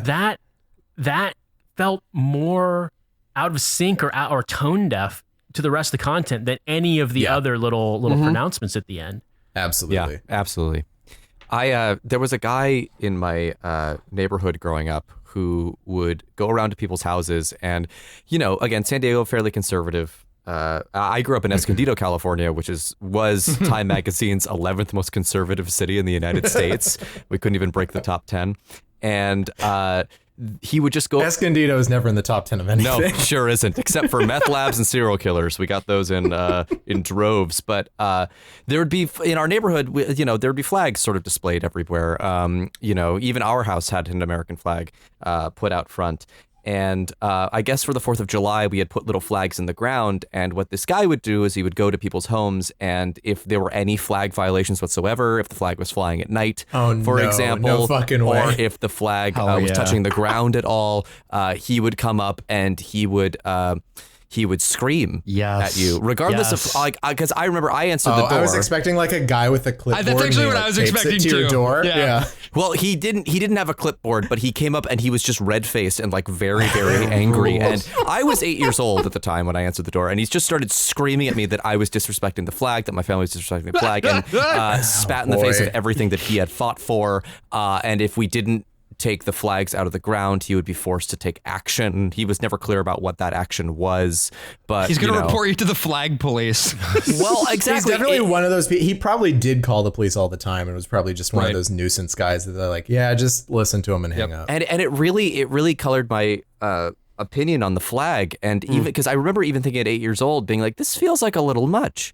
This feels like like a very interesting thing to be upset about. And so from then on out, whenever we would say the Pledge of Allegiance, I would say one nation under God for Richard stands after the Animaniacs bit, because I had lost all respect for it. But I'm curious, what everyone else's opinion, what was your opinion on the flag growing up? Well, I do want to say one thing about the flag code just for a second. Oh, sure. That was actually put in place by FDR, and FDR was pretty staunchly in favor of people doing whatever they wanted in terms of freedom of expression involving the flag. Right. He vacated all of the old Espionage Act convictions. Did you catch the kind of sly dig at Roosevelt in the second episode when he says you've been put in for the Purple Heart? Which is funny to me because it's not an automatic award, but if you were wounded in combat, you're going to get it. Put you in for a Purple Heart. Maybe President Roosevelt will pin it on himself, but don't count on it. And it's just funny to me because even in the world that they're sort of invoking of like the good patriotic war fought by white people, the guy who was the president during the war is also a lib and bad, and so there has to be even tangentially, glancingly, there has to be a dig at him. Yeah, no, I remember in my AP US class being taught in a very conservative Catholic school that they were very insistent that Roosevelt's plans and everything that he did to get us out of the Great Depression was actually meaningless because it was World War II that pulled us out. It had nothing to do with his social plans at all. I also, having gone to, because I went to a Christian school, an evangelical Christian school, and that's exactly what we were sort of taught the controversy about Roosevelt and the New Deal.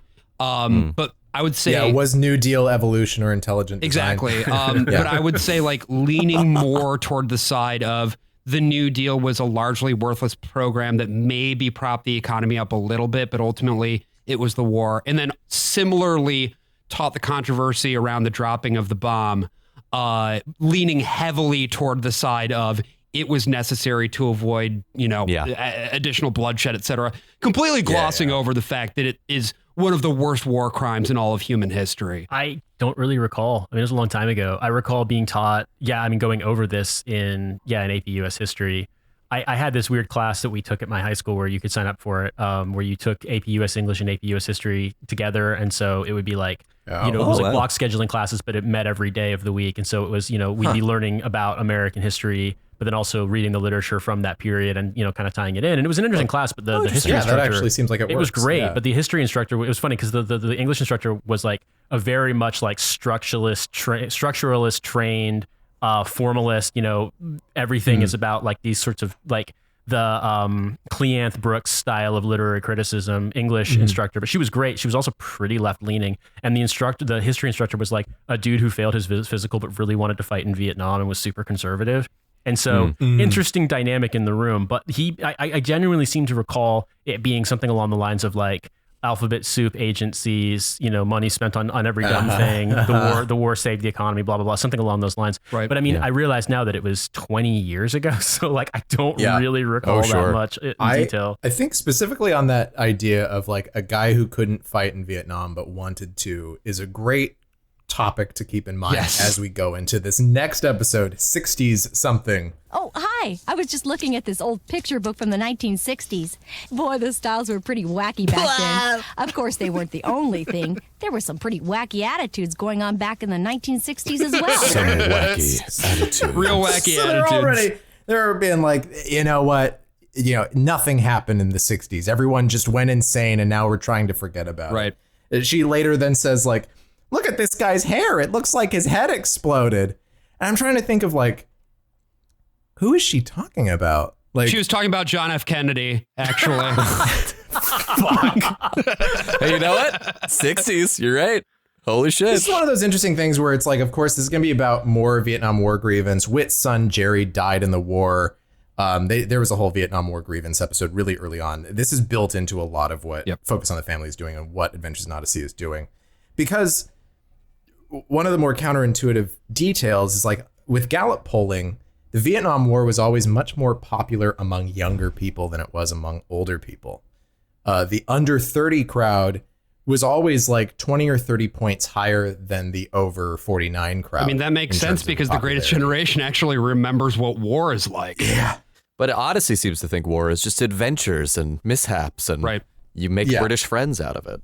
So local businessman Bart Rathbone has decided to do some civic engagement. To remember the 60s parade. But Bart Rathbone has ulterior motives. He wants to sell appliances. Right. That's the whole thing. So he comes into Whit's End. Of course, he doesn't know what he's talking about. Good morning, dudes. Peace and love to you both. Bart? Mr. Rathbone, is that you? Yeah, like groovy, man. Groovy? Yeah, great get up, huh? Oh, they don't make them like this anymore. Small wonder. Imagine finding a pair of old bell-bottoms, paisley shirt, turtleneck, and a chickadillic headband all in the same place. The dump? You're a great kid. No, in an old trunk. I do have to say the word chickadelic from my childhood has been like seared into my brain. Chickadelic. I love the word chickadelic. AJ and Nate, how do we feel about Bart Rathbone? He feels weirdly anti-Semitic. I was going to say exactly that. Okay. I was going to say this is either anti-Jewish or anti-Italian propaganda. Yeah. But Rathbone's not an Italian surname, so you know what I mean? Like, they're Jewish. That's true. They're Jewish. I always saw it as an anti-Italian thing growing up, which is of course fine. That's it's okay, great. It's actually good. The first time I re-listened to this, I was like, oh shit, like the Rathbones. It's giving tropes. It's giving tropes. I don't love this. And later on, actually, there is an episode that involves the Barclays, which is Odyssey's all-American family going on a vacation to Hawaii with the Rathbones. The episode is called Aloha Oi. And which of course play on Aloha Oi, but it's Oi, O-Y. I've lost months of my life hearing that title. The big gist of it is that Doris Rathbone, Bart's wife, she's always, stealing linens and things of that nature. God. So Bart Rathbone is a local business owner in Ne'er-do-Well. His son is 16 years old, in middle school, and the leader of a gang called the Bones of Wrath. Which later... you don't hear Rodney Rathbone here. Which, by the way, later on, said gang will also couple with a larger gang which is led by a guy whose nickname is Jellyfish, but his real name is Myron Horowitz. Jesus Christ. God.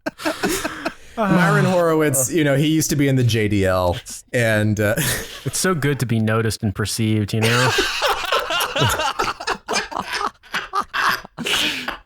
Oh boy. Wow. I want to recapture the love and peace that prevailed back in that wonderful decade of turmoil and riots. Yeah, you know. No. Black on black crime. Yeah, Whit's doing dog whistles. Fucking hates hippies. You see, here's the thing. This episode comes so close to actually tackling interesting things. Yeah. Like there is something about the commodification of the peace and love movement to sell you shit that I think is genuinely kind of fucked up and evil that this episode kind of touches on. But like, if this episode had actually focused on like Whit grieving the loss of his son and that's why he hates the 60s, yes, like I would be fully on board. But he just kind of hates it because it was stupid and I don't like it. Right. And I don't know enough about Odyssey lore. So did Whit lose his son in Vietnam or something? Yeah. Yeah, his son Jerry. There's another great episode with hippies in it. But that episode, where we get a Jerry flashback. the episode that sets up Jerry's death actually does deal with Whit's personal loss in a much more nuanced way than this episode. Yeah. Whereas this one, what ends up happening is Connie, who is, of course, the naive teen, is like, I wasn't around for the 60s, but it sounds like it was pretty good. Goes to the library, finds a book by a local writer named Josh Guthrie, who, it's real flower child shit. Lots of stuff about peace and love. And she says, it sounds great. There's another little thing with her and Whit here. What they wanted wasn't completely bad. Well, it wasn't bad, Connie. It's just that, well, they were building their hopes on the wrong foundation. They said that man could make a perfect world of peace and love. And as a Christian, I know it won't happen. At least, not without Jesus Christ. Which is so interesting. So Whit's position is what exactly? Moral defeatism? Are you supposed to withdraw from the world and become an ascetic? Are you is it only in death that peace and love can ever truly exist on a societal level? Should you give up on trying to restructure society? That doesn't really make sense because Focus on the Family is an explicitly political organization. Well, I think, and specifically a wing of the Republican Party. But that's peace through strength is the whole Republican mantra, right? And that's what it comes down to, is that, which is such a contradiction to the idea that, well, peace can't actually happen. It can't really. But you cannot in this ideology, you cannot have peace without American empire. American empire is actually the thing that creates peace. And to attempt to undermine American empire is through Christ, and to attempt to who gives it strength. To attempt to undermine American empire is undermining our Lord and Savior Jesus Christ himself, right? Anyway, Connie goes to this place called the New Start House, which is a drug rehab clinic. There's also a B plot about Bart Rathbone hiring this band called the Gyroscopes. Yeah. I don't have any clips from it, but I do think it's kind of funny how suck-ass the band is. Yeah, they're terrible. They're all like really lazy. Yep. They hate their life. It's pretty funny, actually. They hate the 60s. It's actually a good bit. But Connie then goes to the New Start House, tries to ask this guy named Jim Reeves. Not that Jim Reeves, not country singer Jim Reeves. It's a different guy named Jim Reeves. And Jim says that Josh doesn't like to be bothered, and Connie gets pretty quickly that obviously Jim Reeves and Josh are the same person. Also, there's a musical outro here that is literally just House of the Rising Sun. I wanted to note that. The music is, you can tell this is like 100 episodes after the Malanga episode because the music is so much higher quality, including some actual real instruments. Yeah. But like the MIDI is even better and it's none of that. I just really keep getting tinny. thrown off on these clips because like Whit as the sort of, grizzled talker down of any kind of ideals of life being better is reminding me of Don Amici narrating the fucking golden retriever in Homeward Bound: The Incredible Journey. Like it's almost uncanny.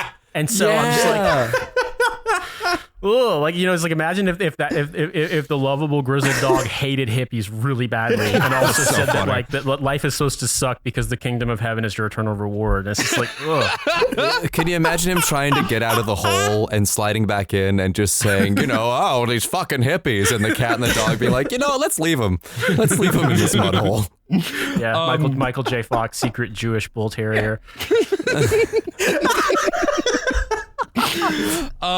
Anyway, just got to get through the balance of the episode because really not that much happens here. So this guy kind of pretends that he's not the author of these poems. Then it turns out that he is. Yeah. He works at this recovery center, and it turns out that he was there as a patient. The twist is that Josh is the pen name, whereas Jim is the real guy. He has since disavowed this persona. And because of the cost of the 60s. Right. We wanted freedom without responsibility. And now the consequences are 2 decades of a drug epidemic, abortion, AIDS, and people who think only about themselves. People are doing abortion because of the hippies on the Supreme Court. Earl Warren, biggest hippie in the world. By the way, the bit about AIDS, I watched AIDS. Fucking AIDS. I watched This is 1991, first of all. Like, this is the year that this episode's out. Also, I watched the HBO movie adaptation of The Normal Heart a couple days ago, which, I mean, it has the Ryan Murphy problem, but overall, I would say is a pretty good movie. And the acting is really good in it. The acting is excellent. And from having felt the incredible pain of that and the rage of Larry Kramer and just what the AIDS struggle was, to have that whole, the failure of that historical moment and the failure of the American government reduced down to, in the 60s, a bunch of hippies thought we could do whatever they wanted without any consequence. It was infuriating. And this was the position of the American government. Of course. Richard DeVos Sr., the founder of Amway, was on Reagan's response team. Right. He was on the board that just said, you thought you could have free love, and now you're all dying of AIDS, and we're just going to fuck and it's weird, too, because Jesus wants that. Being of the age where I can recall, AIDS as in the initial wave of it, or at least the first, say, decade of it. The idea that you're like, hippies didn't cut their hair, and that's why Ryan White had to die. It's such and that was. I mean, Ryan White had just died in 1990. I mean, that was such a new. So the idea that you could reduce it to that AIDS is because of hippies is deranged. I mean, genuinely deranged. Yes. Blanched at that when you played that. I don't know. Some of this stuff is almost indistinguishable from I mentioned earlier, Paul Harvey or Garrison Keillor, what is it, the Lake Wobegon kind of shit. But other than the stuff that's just straight up fucking fatwas, and it's really bad. No, and that's the interesting thing about Adventures in Odyssey is exactly, and we talk about this a lot in these With Endless Summer episodes, is the dichotomy where on the one hand, you've got stories that are sometimes honestly pretty sweet. We tend to listen to the weirder episodes, but some of the there's plenty of stuff. There's plenty of perfectly sweet, mundane family episodes. Stories. Exactly. Yeah. But then on the other hand, you get this fucking dogmatic, horrible bullshit. Oh, and I also want to say about evangelicals and abortion, and that linking of abortion with the hippies. Ugh. Yeah. When Roe v. Wade was decided, the front page of the main publication for the Southern Baptist Convention praised the decision. Right. Yeah, I mean, there was immediate backlash only coming from the Catholic Church. Yeah. Evangelicals thought it was great. It was an extension of personal freedom. Again, it was state abortion laws that were relatively new that led to the passage of Roe v. Wade, or the decision of Roe v. Wade. We had full federal funding of abortion through all channels, including but not limited to Medicare, Medicaid, and the VA, up until the late 70s. And I want to say something that I don't know if people are aware of this, just as an aside of how far that's fallen since then, is that, and I believe this is because of the Hyde Amendment, but my last assignment in the military before I got out was in Korea, and Korea is not a country that allows legal abortion. You can procure abortions, but it's illegal, and it's all done, or they've recently changed the laws. That was a huge struggle recently. But when I was there in 2013, 2014, abortion was illegal. And because the Hyde Amendment, military doctors can't give abortions. I believe it's a Hyde Amendment. I can't remember but basically the military doctors cannot give abortions. And so, and if a single woman becomes pregnant serving in the military, she can't stay in and will get kicked out. And I saw a number of young women soldiers getting forced out of the military basically on medical grounds because they got pregnant. And like and I don't know all of their personal circumstances, but at least in the one situation in my company that I was aware of, this woman did not want to keep the baby, but she had no choice. Yeah. She couldn't go home and get an abortion. She couldn't get an abortion in Korea, and the doctors couldn't give her an abortion in on the military hospital. So like, basically, she wanted to stay in the army, and she was forced out because of this. So the idea that there was a time when you could get an abortion through the VA or through the military, the idea it's just nauseating to me. And I remember reading this long exposition about Fred Phelps and the Westboro Baptist Church. Oh yeah, and like before they sided on abortion and opposing gay rights, like their big thing was basically opposing integration, like racial integration. Yeah. And I don't want to speak in too broad brush kind of thing here. And that was kind of Billy Graham was one of the big avatars of all this, because he was against integration. On the friendly, the kinder, gentler racist side of being like, well, there's all these other problems and backlash that can form from it. And he also did not give it. He was pro-choice. He was actually like on the record pro-choice. Two of the justices that decided in favor of Roe were Nixon appointed justices. And it was really only about 75, 76 that this maneuvering starts to happen in the evangelical world, where they build a coalition with Catholics and decide to take on the pro-life movement, which has been very, very politically successful obviously for the last 40 years. Paul Weyrich, moral majority, all that shit. Yeah, Falwell. Yep. Yeah, it's wild to me. Like I said, I mean, when you look back on this stuff, but no, it's the hippies. Exactly. It's At the time, it wasn't. But the level of revisionism here and the oversimplification and the fact that this is targeted at evangelical Christian children, Evangelion children, Evangelions. yeah, exactly. Get in the imagination station. Yeah. That was a nice slip of the tongue that you caught there, but exactly. My heart wants to discuss this abomination of program, but my soul and my brain are locked on Shinji. Man, like it's just it's deranged. I mean, this I think produced the strongest bile reaction. For me, at least. Well, and also like the idea of the drug epidemic as this completely new, unique thing, and that's what it was. Yeah, like addiction started in the 60s. So much of heroin in the United States has been imported by the United States government. I was going to say, the old days, opium was part of regular medication all the way through the 19th century. Mm-hmm. And then once you get into the 20th century, you start seeing these spikes in addiction rates among impoverished black communities. And you can't talk about and it creates this. You can't talk about this the racial. The fucking. You can't talk about the crack and cocaine epidemic without talking about the fucking CIA. Like, well, and specifically with heroin too. After the Second World War, we start aligning ourselves with anti-communist groups and organized crime groups and importing more heroin into the United States. You start seeing spikes in places like Chicago. Right after World War II, cocaine sort of falls off during the 50s and comes back. But cocaine was a big part of everyday life throughout the 19th century and early 20th century. As we get into the 60s, as there is certainly more drug use in certain realms and a lot of drug use in Vietnam by the military members, including drugs, including stimulants that are being prescribed to soldiers. Very much so.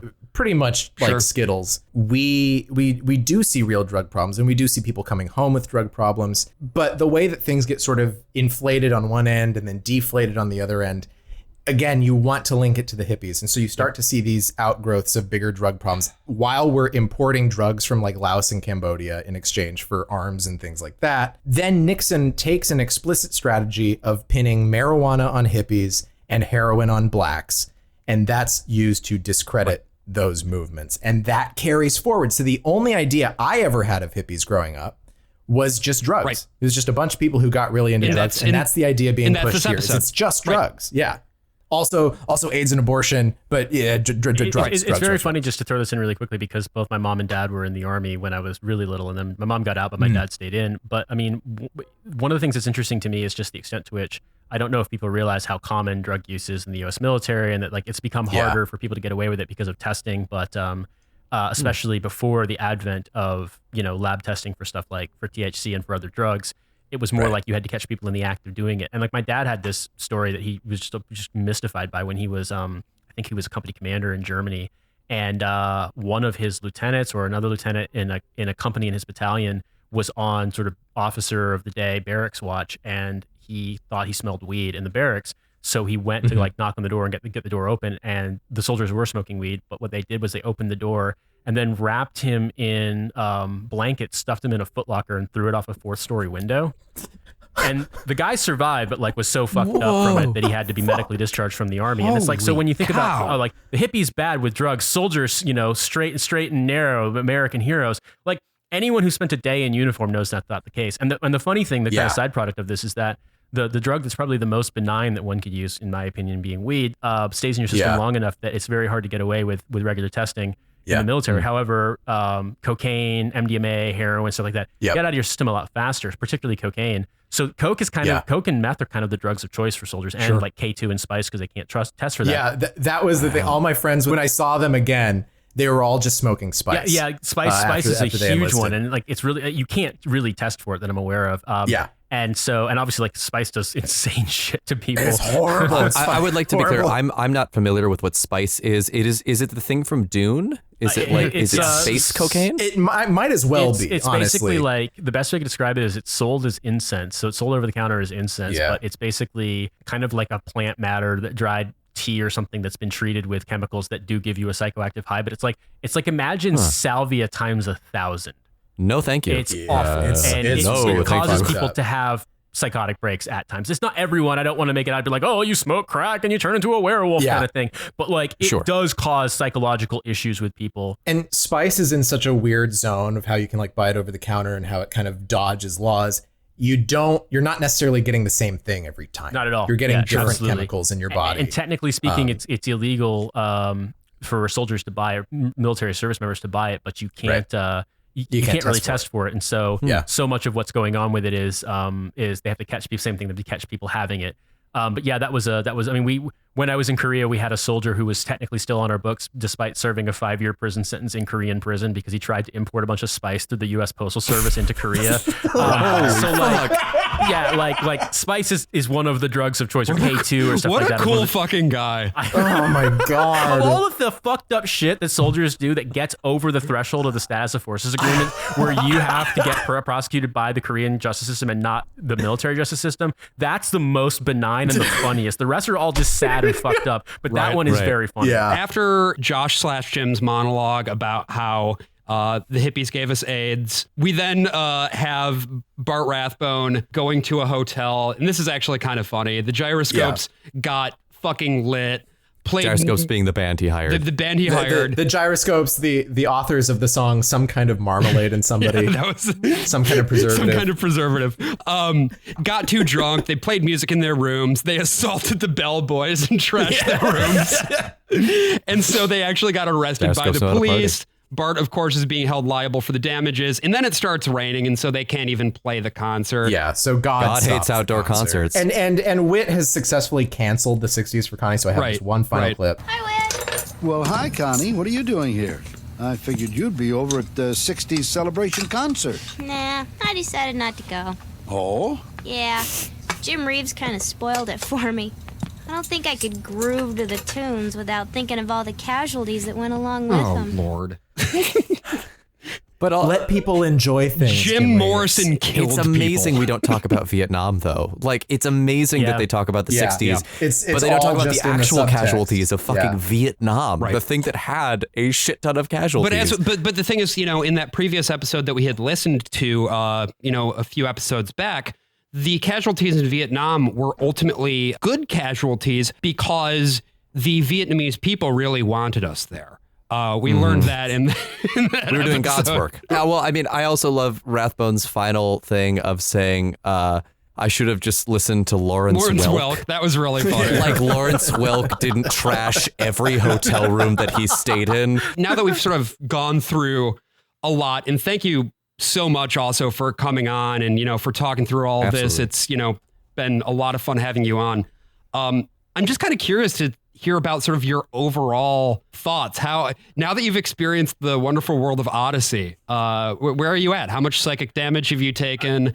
Where are you at? How much chick damage? A lot of chick damage. I mean, I guess what I would say is this is also an interesting moment in time because I think that the way evangelical Christians relate to the military has changed a bit. I mean, both in my lifetime and also post 9/11. And also, post-Trump. It's one of the things that we talk about on What a Hell of a Way to Die is that it's very interesting because Francis and I are both in our late 30s to have watched the dynamic change from, no one can be as good as the troops to actually fuck the troops. They're woke Marxists. It's the cops we love more. Our troops all turned woke. They all turned gay. Exactly.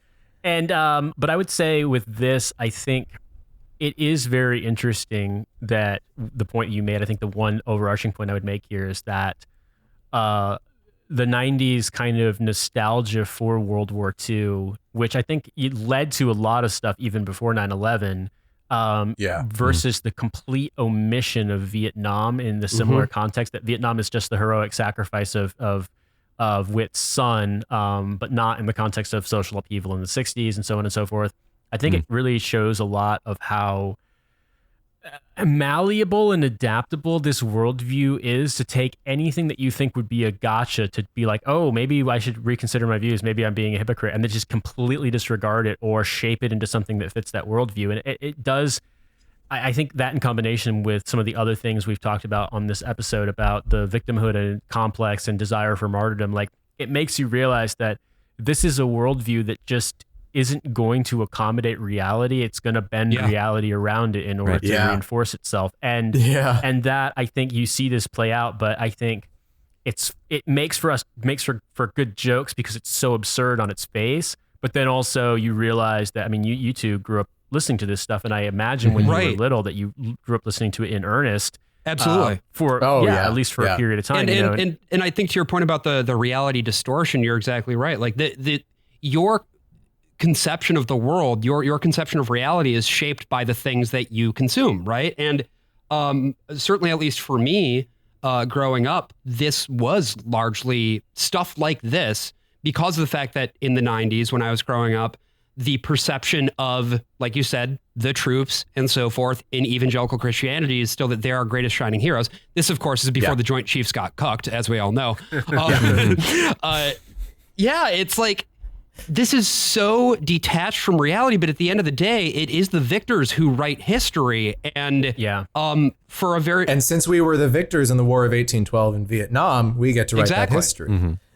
It's going to be interesting to me to see how this gets, how the sort of ideology factory bends and twists stuff with regard to Iraq and Afghanistan. Because I imagine that we're going to see, American Sniper is going to seem quaint. In comparison to what's going to come, in the way that they have to reshape this. And I specifically think that, anybody who's been in the military will tell you that evangelical Christianity is pretty common in particular branches of service. And then certainly as you get higher and higher in rank, it gets to the point where basically everyone is. Right. And so like this stuff it's wrapped up. But I think for me, there is, some competent storytelling in here, I suppose. And there's things where you're like, okay, this is not necessarily all bad. It's not just, like horrible static the entire time. But the idea, in a way, that makes it even more insidious because when those hammer blows fall of like, no, here is the message you're gonna receive. Like it feels so jarring, and in a way, like I just think of kids being the sort of pre-Veggie Tales kind of generation of kids being sort of made to listen to this. That's how it forms, your conception of the world. What do you think that those shifts in the narrative are going to look like based on, where we've been and where we're going? I think there's always got to be this grand betrayal narrative. That's the thing, right? Like someone's going to have to have lost the war for us. And I don't know who it's going to have been, but like that. Yeah, it's kind of like who lost China, but for Afghanistan. Yeah, exactly. No, that's a really great point. Yeah. That like the sort of a lot of the militant anti-communism and Red Scare stuff was just like this epistemic collapse on the part of basically every conservative to like center right person who either had spent their childhood as missionaries in China or knew someone who had. Like that's a very salient point there. The John Birch Society is named after a missionary who was killed in China. I didn't know that. That's who John Birch was. Wow. He wasn't a victim of the state in sort of the regular way. He was killed in sort of a weird moment of confusion by a couple of soldiers. Mao officially apologized for the death of John Birch immediately after it happened. It was this sort of really tragic freak event. And then the John Birch Society arose from this idea that the state is persecuting all of our Christians and killing them in cold blood the way that they killed John Birch. It is going to be interesting to see, though, how this winds up happening and how these sorts, as we get older, these things, get retold and repackaged and sort of summed up, because I really do think that is a facet of, everywhere in the world is like this, but specifically in America and the way that our mass culture works, that people kind of absorb lessons, heavy-handed lessons from entertainment and this kind of thing, like you said, when it's, explicitly evangelical Christian, explicitly political entertainment. I don't know what that's going to look like, but I know that there's going to be some betrayal narrative about who lost the wars and whatever and so on, because that always seems to happen. And you could maybe go down the route of something like Korea that was completely forgotten. Sure. But I don't know. I really don't know. It kind of feels like with Afghanistan and Iraq, they were forgotten while they were still going on. Yeah. They just dragged them out long enough that any anti-war movement dissipated. Yeah. And it just, they made it as little a part of our life as possible until the moment we say, oh, we're pulling out, and then you hear about every single breath. To be honest with you, that was a very strange moment for me watching all of the freakouts in August and all of the pantomime stuff around 13 troops and putting 13 beers out and stuff like that. Because part of me was like, well, for one, some of those troops were too young to drink. So what the fuck are you doing? That should give you a lot of shame. The fact that we have literal fucking minors, technically speaking, unable to drink alcohol, dying, fucking evacuating an airport. But then also the fact that probably hundreds, if not thousands of people died in that attack because of both the explosions and people being shot in the confusion afterwards by American soldiers. The day before, troops on the ground did kill 3 people. That is just it was an absolute abomination in my opinion. But I'd also say too that anybody who was there who had their eyes open, I knew this was going to happen one way or the other. It was going to end this way, and I knew that I was there in 2009-10. I knew it was going to happen, and so I know that there is a way in which this is going to be absorbed and digested and repackaged by this kind of millenarian victimhood complex. And but I guess in a way, the folksiness of it, the British people love twee shit, and American stuff isn't quite as twee, but I don't know, it borders on it with this kind of a thing. When this show actually has quite a bit of an audience in the UK. Oh, really? Oh, yeah. Well, I guess I shouldn't be surprised. I hope all they have to do is launch a super gender critical version of it and have one episode that supports TERF talking points, and all of a sudden the BBC will be every child has to fucking watch Adventures in Odyssey. So they did that in 2017. Well, oh no, not surprised. I feel like this is as good of a time as any to wrap up.